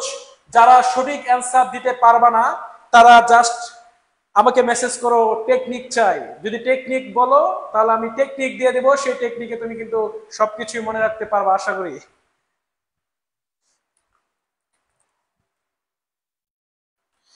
Cox's Bazar, Kutubdia, thank you সবাইকেই থ্যাঙ্কস। আচ্ছা, তোমরা যারা এই প্রশ্নটাই হরমুজ দিয়েছো অ্যান্সার পেয়েছি। হরমুজ, নট তরমুজ। এটা কিন্তু তরমুজ না, হরমুজ। তো হরমুজ যারা দাগাইছো, যাদের প্রশ্নের অ্যান্সার হরমুজ প্রণালী দিয়েছো তাদের অ্যান্সার কারেক্ট। আর বাকিদের সরি, তোমাদের অ্যান্সারটা আসলে একটু ভুল হয়ে গেছে। তো কিছু আসলে করার নেই। আশা করি তোমরা বুঝবা কেন এটা হরমুজ প্রণালী অন্তর্ভুক্ত হয়েছে। তো সবাই একটু বোঝার ট্রাই করো প্লিজ কিভাবে হরমুজ আসলো। আমরা গুরুত্বপূর্ণ একটা জায়গাকে সিলেক্ট করলাম যার নাম হচ্ছে প্রণালী, important stage of the world. যে প্রণালীগুলো আছে বিশ্বের গুরুত্বপূর্ণ প্রণালী, খুবই খুবই গুরুত্বপূর্ণ জায়গা। তো আমরা এই প্রণালী বাংলাদেশে পরীক্ষায় আসে না, খুবই কম জায়গা আছে। তার মানে প্রণালী জায়গাটা খুবই গুরুত্বপূর্ণ, খুবই ইম্পর্টেন্ট। সো আমাদের সবাই প্রণালী সম্পর্কে ভালোভাবে জানতে হবে। তো এই প্রণালীগুলা মনে রাখা খুবই কঠিন, অনেক বেশি টাফ হয়ে যায় মনে রাখা। তো আমরা প্রণালীগুলো পড়ব হচ্ছে সুপার টেকনিকে। এক লাইনে প্রণালীর নাম থাকবে, প্রণালীর উত্তর সবগুলোই থাকবে এক লাইন। তো যেহেতু হরমুজ প্রণালী দিয়ে আসছে, তো হরমুজ প্রণালীর কাজ কি এবং হরমুজ প্রণালীকে আমরা কিভাবে মনে রাখতে পারবো, শর্ট একটা লাইন দিব। আগে বোঝা দরকার প্রণালী কাকে বলে, প্রণালীর কাজ কি, কেন সেটা অনেক গুরুত্বপূর্ণ। তোমাদেরকে বলি, স্থলভাগ আর হচ্ছে জলভাগ, বিশ্বের গুরুত্বপূর্ণ স্থলভাগ। এই স্থলভাগকে মাইনাস করে। মাইনাস মানে কি? পৃথক। মাইনাস মানে কি? পৃথক। তো প্রণালীর কাজ কি হবে দেখো, স্থলভাগকে কি করবে? মাইনাস করবে। স্থলভাগকে কি করবে? পৃথক করবে। আর বাংলা ভাষায় যদি বলি ব্রেকআপ করবে, সেটা আবার ইংরেজিতে হয়ে যাবে। তো প্রণালীর কাজ হচ্ছে ব্রেকআপ করা, মানে হচ্ছে পৃথক করা, মানে হচ্ছে মাইনাস করা। কাকে মাইনাস করবে? দুটা স্থলভাগকে মাইনাস করবে। কয়টা স্থলভাগকে? দুটা স্থলভাগকে। আর দুটা জলভাগকে প্লাস করবে, যেটাকে বলা হয় সংযুক্ত। কি বলা হয়? সংযুক্ত। স্থলভাগ কি হয়ে যায়? পৃথক হয়ে যায়, ব্রেকআপ হয়ে যায়। আর জলভাগ কি হয়ে যায়? সংযুক্ত হয়ে যায়। তো বিশ্বের গুরুত্বপূর্ণ প্রণালীগুলা অনেক বেশি ইম্পর্টেন্ট, তার মাঝে হরমুজ প্রণালী অনেক ইম্পর্টেন্ট। তো প্রণালীর কাজ হচ্ছে দুটা জলভাগকে সংযুক্ত করবে, মানে প্লাস করবে, তাকে ভালোবাসবে, লাভ করবে, ঠিক আছে, অ্যাডজাস্ট হয়ে যাবে। আর দুটা স্থলভাগকে পৃথক করবে, মানে হচ্ছে ব্রেকআপ করবে। তো প্রণালীর কাজ স্থলভাগকে আলাদা করা এবং জলভাগকে সংযুক্ত করা। তার মানে দুটা দেশকে আলাদা করবে, দুটা সাগর বা মহাসাগরকে সংযুক্ত করবে। তো যেহেতু আমরা আজকে হরমুজ প্রণালী দিয়েছি, এই হরমুজ প্রণালী কেন এটা দুটা দেশকে আলাদা করলো, কিভাবে পৃথক করলো, এটা আমরা ছোট্ট একটা লাইনে মনে রাখবো। প্রতিটা প্রণালীর আমরা ছোট ছোট লাইন দিব, অ্যান্সার হয়ে যাবে। তো একটু দেখার ট্রাই করি এটা আসলে কি হবে। তো সবাই একটু দেখো, আমি আরব আমিরাতের একটা ছোট লাইন দিলাম, সেই লাইনটা হচ্ছে আই হরমুজ কে ওমান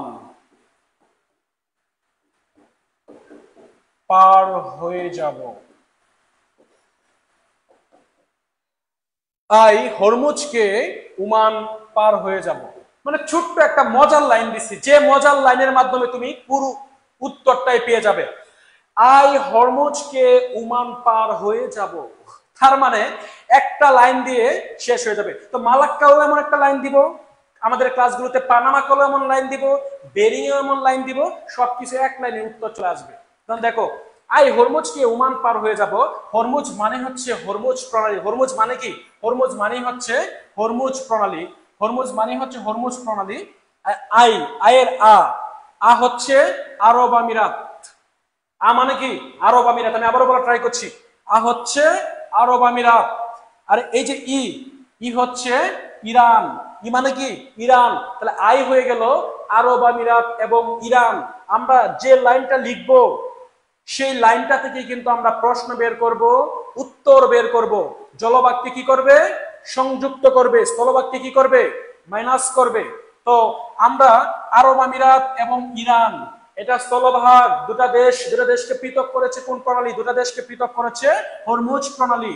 এবং ওমান মানে হচ্ছে একটা, ওমান নামে একটা উপসাগর আছে, সেটা হচ্ছে ওমান উপসাগর। কোন উপসাগর? ওমান উপসাগর। আর এই যে পার, এই পার মানে হচ্ছে পারস্য উপসাগর। পার মানে কি? পারস্য উপসাগর। তোমাকে মাথায় রাখতে হবে দুটা জলভাগ, একটা হচ্ছে ওমান উপসাগর আর একটা হচ্ছে পারস্য উপসাগর। যদি প্রশ্ন করা হয় ওমান উপসাগর এবং পারস্য উপসাগরকে পরস্পর সংযুক্ত করেছে কোন প্রণালী? অ্যান্সার হবে হরমুজ প্রণালী।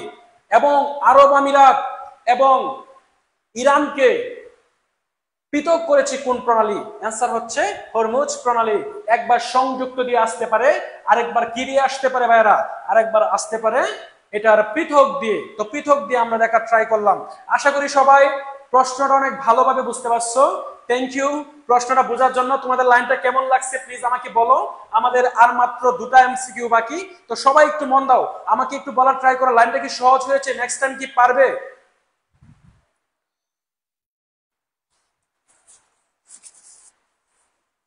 সবাই একটু কমেন্টস করো যে আমরা বুঝতে পেরেছি, ডান লিখো। তোমরা যদি বুঝে থাকো তো ডান লিখো।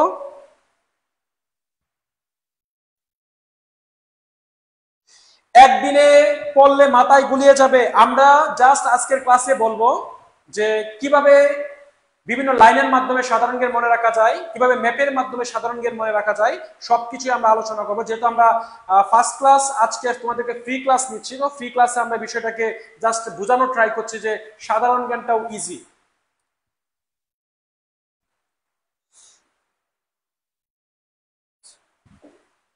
থ্যাংক ইউ বুঝার জন্য। তো আমাদের লাইন তোমরা সবাই একটু দাও, মানে মন দাও আমরা যা লিখছি। আমি আবারও বলছি, গুরুত্বপূর্ণ অ্যান্সার দাও এবং যে অ্যান্সারটা কারেক্ট অ্যান্সার হবে তোমরা ট্রাই করো। ভুল অ্যান্সার হলে কোনো প্রবলেম নেই, তোমরা একটু জাস্ট নিজে নিজে ট্রাই করো যে অ্যান্সার কি হবে। কংগ্রেস নিচের কোন দেশের আইনসভার নাম? আবার একটু বলি, বিশ্বের গুরুত্বপূর্ণ যে আইনসভাগুলো আছে সেই আইনসভার মাঝে একটা আইনসভার নাম হচ্ছে কংগ্রেস। একটা আইনসভার নাম কি? কংগ্রেস। প্রশ্ন আজকে আসছে কংগ্রেস নিচের কোন দেশের আইনসভার নাম? প্রশ্ন আসতে পারে নিচের কোন দেশের আইনসভার নাম কংগ্রেস নয়। প্রশ্ন আসতে পারে ওই যে সকল দেশ কংগ্রেস আইনসভা ব্যবহার করে ওই দেশের আইনসভার নাম কি? এভাবে আসতে পারে, থ্রি প্যাটার্ন। কি টাইপ অফ প্যাটার্ন হচ্ছে আমাদের কোয়েশ্চেন প্যাটার্ন। তো যে সকল দেশ কংগ্রেস মুদ্রা ব্যবহার করে তাদের আমি লিখলাম ব্রাজিল, মালয়েশিয়া, আফগানিস্তান, সুইডেন। যেহেতু আমরা ব্রাজিল লিখছি, তো আর্জেন্টিনা যারা সাপোর্টার আছে তাদের মন খারাপ করার কিছু নাই যে আমাদের অপশনে কেন আর্জেন্টিনা নেই। সো তোমাদেরকে আবারও বলা ট্রাই করি, অ্যান্সারটা একটু দেওয়ার চেষ্টা করো প্লিজ। কংগ্রেস নিচের কোন দেশের আইনসভার নাম? আমি সঠিক অ্যান্সার পাচ্ছি না।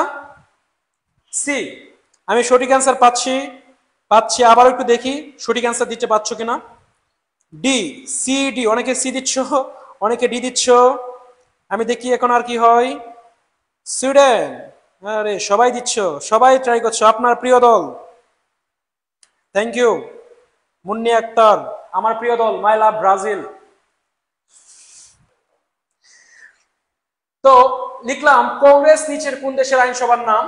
উত্তর কিন্তু ব্রাজিলই হবে, কারণ মাই লাভ ব্রাজিল, ব্রাজিল খুবই গুরুত্বপূর্ণ দেশ। তো ব্রাজিল অ্যান্সার কিভাবে আসলো সেটা আমরা জানবো। এখন ব্রাজিলও আসতে পারে, অন্য দেশও আসতে পারে। অপশনে ব্রাজিল মানে হচ্ছে ব্রাজিল দিয়ে আমাদের প্রশ্ন আসছে।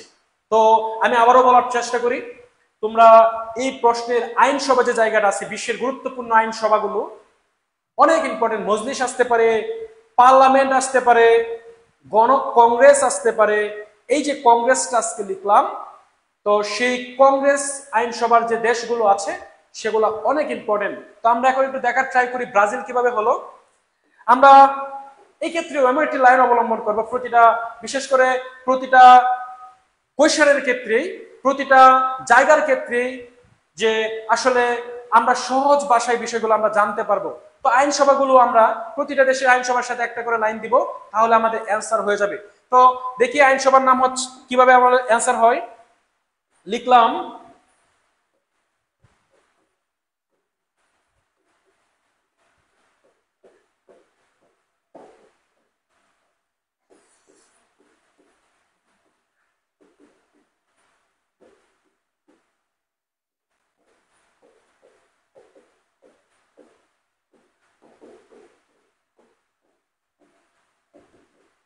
সবাই একটু দেখার ট্রাই করো, কংগ্রেস নিচের কোন দেশের আইনসভার নাম? এটা অ্যান্সার ব্রাজিল কিভাবে হলো, আমরা একটা লাইন দ্বারা সকল কংগ্রেসের যে দেশগুলো আছে আমরা জানার চেষ্টা করব। তো লিখলাম কলি বিবিএ পড়তে নেপাল থেকে চীনে চলে গেল, খুবই গুরুত্বপূর্ণ প্রশ্ন, আমরা সবগুলো দেশ পেয়ে যাবো। ক হচ্ছে কলম্বিয়া, ক মানে কি কলম্বিয়া, তাহলে কলম্বিয়ার আইনসভার নাম কি? কলম্বিয়ার আইনসভার নাম হচ্ছে কংগ্রেস। আর এই লি হচ্ছে লিবিয়া, লি মানে কি লিবিয়া, লিবিয়ার আইনসভার নাম কি? কংগ্রেস, লিবিয়ার আইনসভার নাম কংগ্রেস, কলম্বিয়ার আইনসভার নাম কংগ্রেস। তো কলি হচ্ছে কলম্বিয়া, লিবিয়া। এখানে আছে বিবিএ, ফার্স্ট যে বি, ফার্স্ট বি মানে হচ্ছে ব্রাজিল, যেটাকে আমি বললাম my love Brazil, not Argentina. Argentina সবার জন্য শুভকামনা। তো বি হচ্ছে ব্রাজিল। আর সেকেন্ড বি, বি হচ্ছে বলিভিয়া, সেকেন্ড বি হচ্ছে বলিভিয়া। আর এই যে এ হচ্ছে আমেরিকা, এ মানে কি আমেরিকা, আমেরিকা মানে কি মার্কিন যুক্তরাষ্ট্রকে মিন করা হচ্ছে ইউএসএ। আবার বললাম কি ইউএসএ, অনেকে নামটা জানো না, ইউএসএ মানে হচ্ছে ইউনাইটেড স্টেটস অফ আমেরিকা, মার্কিন যুক্তরাষ্ট্রকে ইউএসএ বলা হয়। তো আমরা আমেরিকার যে আইনসভা, মার্কিন যুক্তরাষ্ট্রের যে আইনসভা, আমাদের যে ট্রাম্প, বিশেষ করে আমেরিকার যে প্রেসিডেন্ট, তো প্রেসিডেন্টের যে দেশ যুক্তরাষ্ট্র, সেই যুক্তরাষ্ট্রের আইনসভার নামও কি কংগ্রেস। তো আমরা দেখলাম ব্রাজিল, বলিভিয়া, আমেরিকা। এই যে নেপাল, নেপালের আইনসভার নামও কংগ্রেস। এই চীন, এই চীনের আইনসভার নামও কি কংগ্রেস। এই চলিয়া, চলিয়া মানে হচ্ছে চিলি, চলিয়া মানে কি চিলি। চিলি হচ্ছে এমন একটি দেশ, বিশ্বের সবচেয়ে চিকন দেশ, বিশ্বের সবচেয়ে সরু দেশ, বিশ্বের সবচেয়ে সরু দেশের নাম হচ্ছে চিলি। তার মানে চিলির আইনসভার নামও কি কংগ্রেস। কলি বিবিএ পড়তে নেপাল থেকে চীনে চলে গেল, Colombia, Libya, Brazil, Bolivia, America, Nepal, চীন এবং লাস্ট হচ্ছে চিলি। তো সকল দেশের আইনসভার নাম কি কংগ্রেস। তো আমি আবারও বলি, তোমরা হয়তো বুঝতে পারলে আমাকে একটু ডান লিখে দাও। আজকের ক্লাসের সর্বশেষ প্রশ্ন, আমি আবারও বলছি, আজকের ক্লাসের সর্বশেষ প্রশ্ন। সো সর্বশেষ প্রশ্নতে আমরা চলে আসছি, এবং আমাকে একটু জানার ট্রাই করো যে আমি একটু বলো যে তোমরা কি সবাই বুঝতেছো ক্লাসে, এবং লাস্টের যে আমরা এমসিকিউটা সলভ করলাম সেটা হচ্ছে 9 নাম্বার এমসিকিউ, যেটা এটাতে কি তোমাদের কোনো রকম প্রবলেম আছে বা তোমরা কি সবাই বুঝতে পারছো যে টোটাল দেশগুলোর আইনসভার নাম যে কংগ্রেস, ছোট্ট একটা লাইন দিলাম, সেটা আমাকে একটু বলার চেষ্টা করো। কংগ্রেসের বিষয়টা আশা করি ডান। তোমরা আমাকে একটু কমেন্টসে জানাও যে সবকিছু ক্লিয়ার।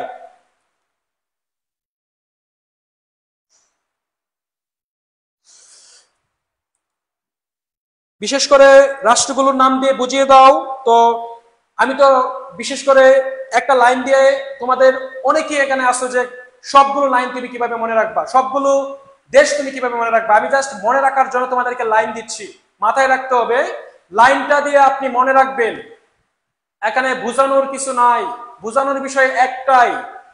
কলি কেন লিখলাম কলম্বিয়া লিবিয়া, বিবিয়া কেন লিখলাম ব্রাজিল বলিভিয়া আমেরিকা, ওইটার জন্য লাইন দেওয়া, যে লাইন দিয়েও আপনি মনে রাখবেন, দেশ দিয়েও আপনি মনে রাখবেন। তো দেশ তো আমি অলরেডি ভেঙে দিয়েছি, যারা তোমরা দেশ দিয়ে লিখবা, তো আমি দেশ অলরেডি আইডেন্টিফাই করে দিচ্ছি।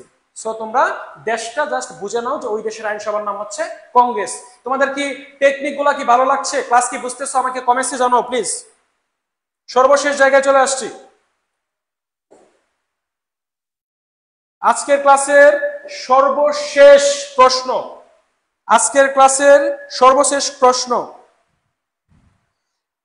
তোমরা আমাকে একটু কমেন্টসে বলো যে তোমরা কি সবাই লাইন দ্বারা বুঝতেছো, টেকনিক দ্বারা বুঝতেছো কিনা। সবাই আমাকে একটা কমেন্টস করো যে ভাইয়া ক্লাস ইজি লাগছে বা ক্লাস ভালো হচ্ছে। যদি ক্লাস ভালো না হয় তারাও আমাকে বেশি বেশি কমেন্ট করো যে ভাইয়া আপনার ক্লাস ভালো হচ্ছে না, আমরা বুঝতে পারছি না। আমাকে একটু কমেন্টসে জানাও প্লিজ।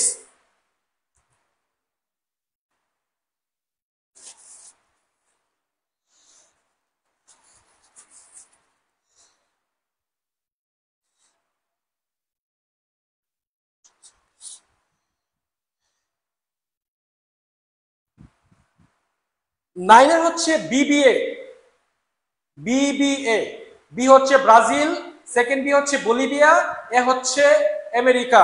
এখানে এ বি আর না, বিবিএ।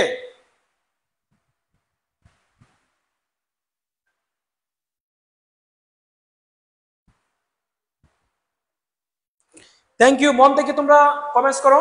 তো নিচের কোনটি ডি8 ভুক্ত দেশ। তো লাস্টের লাইনে মজা আছে, তোমাদেরকে আবারও বললাম, তোমরা এখনো যারা ক্লাসে জয়েন করো নাই, লাস্ট লাইনটা বোঝার জন্য হলো ক্লাসে জয়েন করা উচিত। কারণ আমরা আজকে যেহেতু লাস্ট ক্লাসে চলে আসছি, লাস্ট অংশে, তো লাস্টে যে এমসিকিউ আছে সেই লাস্টের এমসিকিউ আমরা একটু মজা করব, তারপর আমরা ক্লাস থেকে চলে যাব, আমরা এখান থেকে শিখে চলে যাব।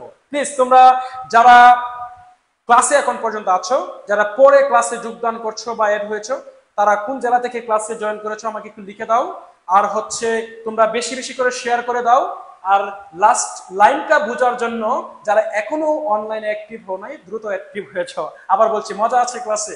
নিচের কোনটি ডি8 ভুক্ত দেশ। তুরস্ক, ইতালি, সিঙ্গাপুর নাকি ফ্রান্স। অ্যান্সার আসলে কি হবে? সর্বশেষ প্রশ্ন আজকের ক্লাসে, নিচের কোনটি ডি8 ভুক্ত দেশ। তো অনেকে অ্যান্সার দিচ্ছ অনেকগুলো, তো আমি একটু আবারও বলার ট্রাই করি।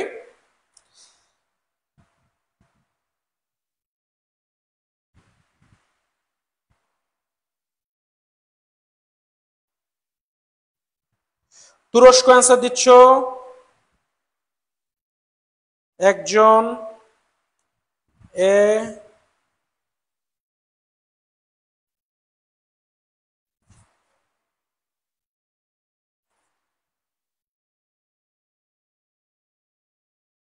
Thank you. যারা এ অ্যান্সার দিয়েছো তাদের উদ্দেশ্যে বলি, তোমাদের অ্যান্সার কারেক্ট। কারণ তোমরা জানো যে ডি8 হচ্ছে এমন একটি সংগঠন যারা হচ্ছে ডেভেলপিং কান্ট্রি, মানে হচ্ছে উন্নয়নশীল রাষ্ট্র। উন্নয়নশীল দেশসমূহের একটি সংগঠন আছে, যে সংগঠনের নাম হচ্ছে ডি8। ধনী রাষ্ট্রসমূহের একটা সংগঠন আছে যেটার নাম হচ্ছে জি7, যেটার নাম কি জি7। তো জি7 হচ্ছে ধনী রাষ্ট্রের সংগঠন, আর ডি8 মানে হচ্ছে উন্নয়নশীল রাষ্ট্রের সংগঠন। তার মানে যে সকল কান্ট্রিগুলো ডেভেলপিং কান্ট্রি, সে সকল দেশের একটা ডেভেলপ করার জন্য, সম্পর্কে আরো বেশি সুন্দর করার জন্য একটা সংগঠন কাজ করে, যে সংগঠনের নাম হচ্ছে ডি8। নাম কিন্তু ডি8 হলেও এর সদস্য দেশ হচ্ছে 9টা। এর সদস্য দেশ কয়টি? 9টি। তাহলে ডি8 ভুক্ত দেশ কয়টি? ডি8 ভুক্ত দেশ হচ্ছে 9টি। তো ডি8 মানে কি? D8 হচ্ছে ডেভেলপিং 8। প্রশ্ন আসতে পারে নিচের কোনটি D8 ভুক্ত দেশ নয়, নিচের কোনটি D8 ভুক্ত দেশ। প্রশ্ন আসতে পারে ডেভেলপিং 8 ভুক্ত দেশ কোনটি, ডেভেলপিং 8 ভুক্ত দেশ নয় কোনটি। তোমরা যারা ক্লাসে লাস্ট পর্যন্ত এখন পর্যন্ত আসো, আমি বারবার বলতেছি তোমরা প্রশ্ন প্যাটার্নের দিকে একটু মন দাও, কোশ্চেন প্যাটার্নের দিকে। কোশ্চেন প্যাটার্ন যদি না বুঝো তাহলে কিন্তু তোমাদের আসলেই সিরিয়াসনেস তোমাদের আসবে না যে প্রশ্ন আমাদের পরীক্ষায় কেমন আসতে পারে। তো লিখলাম নিচের কোনটি D8 ভুক্ত দেশ, উত্তর দিয়েছি তুরস্ক। তার মানে D8 ভুক্ত টোটাল দেশ হচ্ছে 9টা। বাকি এই 8টা দেশ মনে রাখার জন্য তুরস্ক বাদে, তো আমরা তুরস্ক সহ 9টা দেশকে মনে রাখার জন্য আমরা সর্বশেষ একটি লাইনকে অ্যাপ্লাই করব, যে লাইনের মাধ্যমে আমরা টোটাল অ্যান্সারটা পেয়ে যাব। তো আমি আবার একটু বলার চেষ্টা করছি, তোমরা যারা ক্লাসের লাস্ট পজিশনে চলে আসছো, লাস্ট অবস্থায় চলে আসছো, তো D8 ভুক্ত 9টি দেশের ছোট্ট একটা মজার লাইন দিব যেটা তুমি সারা জীবন মনে রাখতে পারবে। তো তোমরা, আমি আবারও বলি, আমরা এখন লাইনটা দেওয়ার চেষ্টা করছি, সবাই একটু দেখার ট্রাই করো।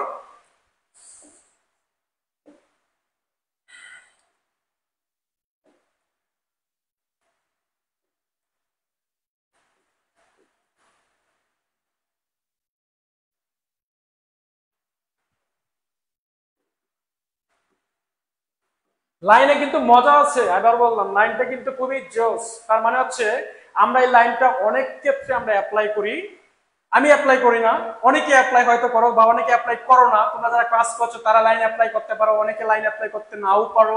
সো একটু আমরা ফান করি ক্লাসের মাঝে। মা বাপ নাই,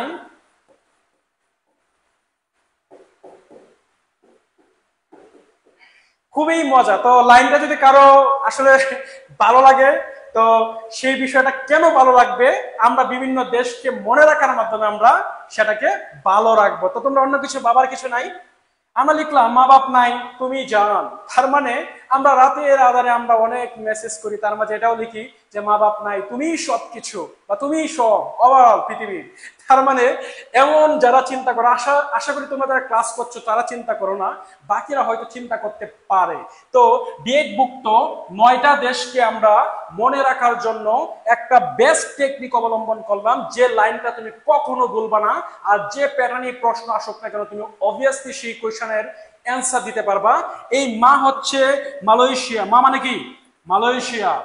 মালয়েশিয়া হচ্ছে একটি দেশ, যে দেশ D8 ভুক্ত দেশ। D8 ভুক্ত 9টা দেশের মধ্যে একটা দেশের নাম হচ্ছে মালয়েশিয়া। মা হচ্ছে মালয়েশিয়া। এই বা হচ্ছে আমাদের দেশ কি, বাংলাদেশ। আমাদের দেশের নাম কি, বাংলাদেশ। সো বাংলাদেশ, বাংলাদেশ একটি উন্নয়নশীল দেশ। তো প হচ্ছে পাকিস্তান। প মানে কি, পাকিস্তান, আমাদের হারিয়ে যাওয়া ভাই। তার মানে হচ্ছে বা হচ্ছে বাংলাদেশ, প হচ্ছে পাকিস্তান। তো আমরা লিখলাম মালয়েশিয়া, পাকিস্তান, বাংলাদেশ হচ্ছে অলরেডি D8 ভুক্ত দেশ। D8 ভুক্ত 9টি দেশকে আমরা ছোট্ট একটা মজার লাইন দ্বারা মনে রাখলাম। 3টা দেশকে অলরেডি আমরা আইডেন্টিফাই করেছি। তুমি, এই যে তুমি, এই তু হচ্ছে তুরস্ক। তু মানে কি, তুরস্ক। তু মানে কি, তুরস্ক। এই যে এই মি মানে হচ্ছে মিশর। মি মানে কি, মিশর। এই যে ই মানে হচ্ছে ইরান। ই মানে কি, ইরান। আবার বলি, ই মানে কি, ইরান। তো তুমির ক্ষেত্রে আমরা 3টা দেশকে মনে রাখবো, তুরস্ক, মিশর, ইরান। এখন আমি আবার একটু বললাম, এই যে যান, এই যে আমরা একটা লাইন লিখলাম, তো এই যে ওই বিষয়টা আছে, এটা দ্বারা কেন আমরা এই লাইনটা, এই ওয়ার্ডটা লিখলাম। একটা দেশ আছে, যে দেশটা হচ্ছে কি নামে পরিচিত,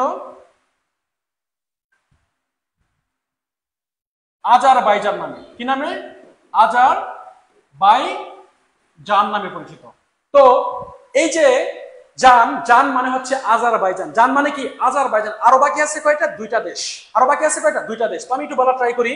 মা হচ্ছে মালয়েশিয়া, বা হচ্ছে বাংলাদেশ, প হচ্ছে পাকিস্তান, এই যে তু হচ্ছে তুরস্ক, মি হচ্ছে মিশর, ই হচ্ছে ইরান, আর জান হচ্ছে আজারবাইজান। জান মানে কি, আজারবাইজান। তার মানে যে নাই, এই নাইটার না হচ্ছে নাইজেরিয়া, নাইজেরিয়া, না হচ্ছে নাইজেরিয়া, আর ই হচ্ছে Indonesia.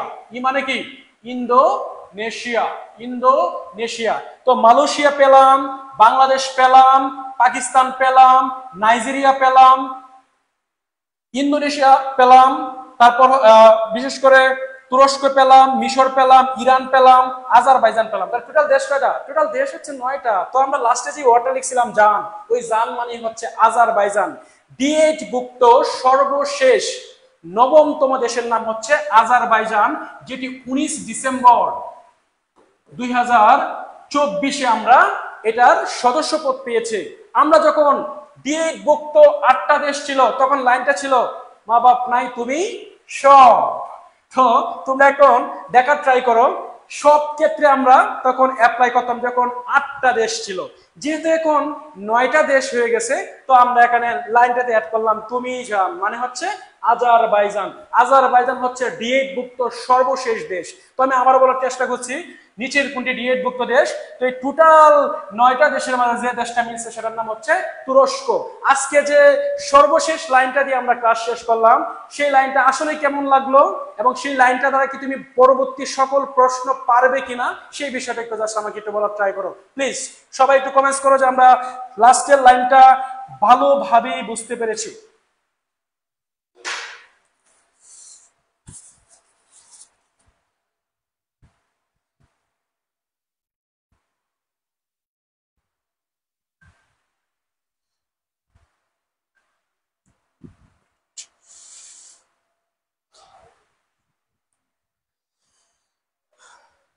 Thank you so much আমাদের সবাই আমাকে সময় দেওয়ার জন্য। তো আমি আবারও একটু বলার ট্রাই করি, আজকে তোমরা যারা অনেক কষ্ট করে আমাদের সাথে কিছুটা সময় দিয়েছো, যে সময়ের মাধ্যমে তুমি অনেক কিছু শিখতে পেরেছো, অনেক কিছু জানতে পেরেছো, তার জন্য আবারও তোমাদেরকে গার্ডিয়ান পরিবারের পক্ষ থেকে এবং ব্যক্তিগত পক্ষ থেকে অনেক অনেক শুভেচ্ছা জানাচ্ছি। এবং যাওয়ার পূর্বে একটি কথাই বলে যাই, সেটা হচ্ছে সামনের এডমিশন প্রক্রিয়ায় ভালো করতে হলে আপনাকে কোয়েশ্চন প্যাটার্ন মাস্ট লাগবে। ভালো কোয়েশ্চন প্যাটার্ন, তুমি যদি অনেক স্মার্ট না হও তুমি কখনোই পরীক্ষায় ভালো করতে পারবে না। তো কোয়েশ্চন প্যাটার্ন বুঝে বুঝে এভাবে সলভ করতে হবে। প্রিভিয়াস প্রশ্ন, প্রিভিয়াস কোয়েশ্চন, যে প্রশ্নগুলো বিগত সালে আসছে সেই প্রশ্নগুলো অ্যানালাইসিস করে পড়তে হবে। সর্বশেষ যে বিষয়টি আমরা বলার ট্রাই করব সেটা হচ্ছে আমাদের খুবই গুরুত্বপূর্ণ, আমি তোমাদেরকে আবার একটু বলার ট্রাই করি। সেটা বিশেষ করে কি বলবো, ইনক্লুডেড ইনফরমেশন, অন্তর্ভুক্ত যে ইনফরমেশনগুলো তুমি একসাথে করবা সেটা খুবই গুছানো লাগবে, অর্গানাইজড ইনফরমেশন লাগবে, খুবই গুছানোভাবে পড়তে হবে এবং প্রপার গাইডেন্স 4 নাম্বার। তো আমি বললাম কোয়েশ্চেন প্যাটার্ন, প্রিভিয়াস কোয়েশ্চন, তারপর হচ্ছে তোমার অর্গানাইজড ইনফরমেশন, গুছানো তথ্য লাগবে, আর সর্বশেষ হচ্ছে প্রপার গাইডেন্স। তো প্রপার গাইডেন্সে গার্ডিয়ান সব সময় সেরা ছিল এবং গার্ডিয়ান সব সময় তোমাদের পাশে থাকবে তোমাদেরকে প্রপারলি গাইড করার জন্য। তো আমি আশাবাদী তোমাদের বিশেষ করে যারা আমাদের কোর্সে অ্যাডমিট হবা, গার্ডিয়ান পরিবারের সাথে যারা সম্পৃক্ত হবা, তারা সর্বোচ্চ সাপোর্ট দেওয়ার জন্য আমরা সব সময় প্রস্তুত। তো আশা করি তোমরা সবাই ক্লাসে ছিলা, তোমাদের সবাইকে আমার ব্যক্তিগত পক্ষ থেকে, গার্ডিয়ান পরিবারের পক্ষ থেকে আবারও শুভেচ্ছা জানাচ্ছি। এবং ক্লাসটি কেমন লেগেছে তোমাদের, ক্লাস থেকে তোমরা কিছু শিখতে পারছো কিনা, বা তোমরা সেই ক্লাসে এনজয় করতে পেরেছো কিনা, এবং বিভিন্ন কোয়েশ্চেন প্যাটার্ন বুঝতে পারছো কিনা, এবং ক্লাসটি যদি ভালো লাগে অবশ্যই সেটা কমেন্টে জানিয়ে দিবে। এবং তোমাদের সাথে আবারও কোনো আলোচনায় নতুন টপিকস নিয়ে আবারও হাজির হব। সেই পর্যন্ত তোমরা অনেক অনেক বেশি ভালো থাকো। যারা এখনো শেয়ার করো নাই শেয়ার করে দাও। থ্যাংক ইউ সো মাচ, আবারও দেখা হবে। আল্লাহ হাফেজ, শুভরাত্রি।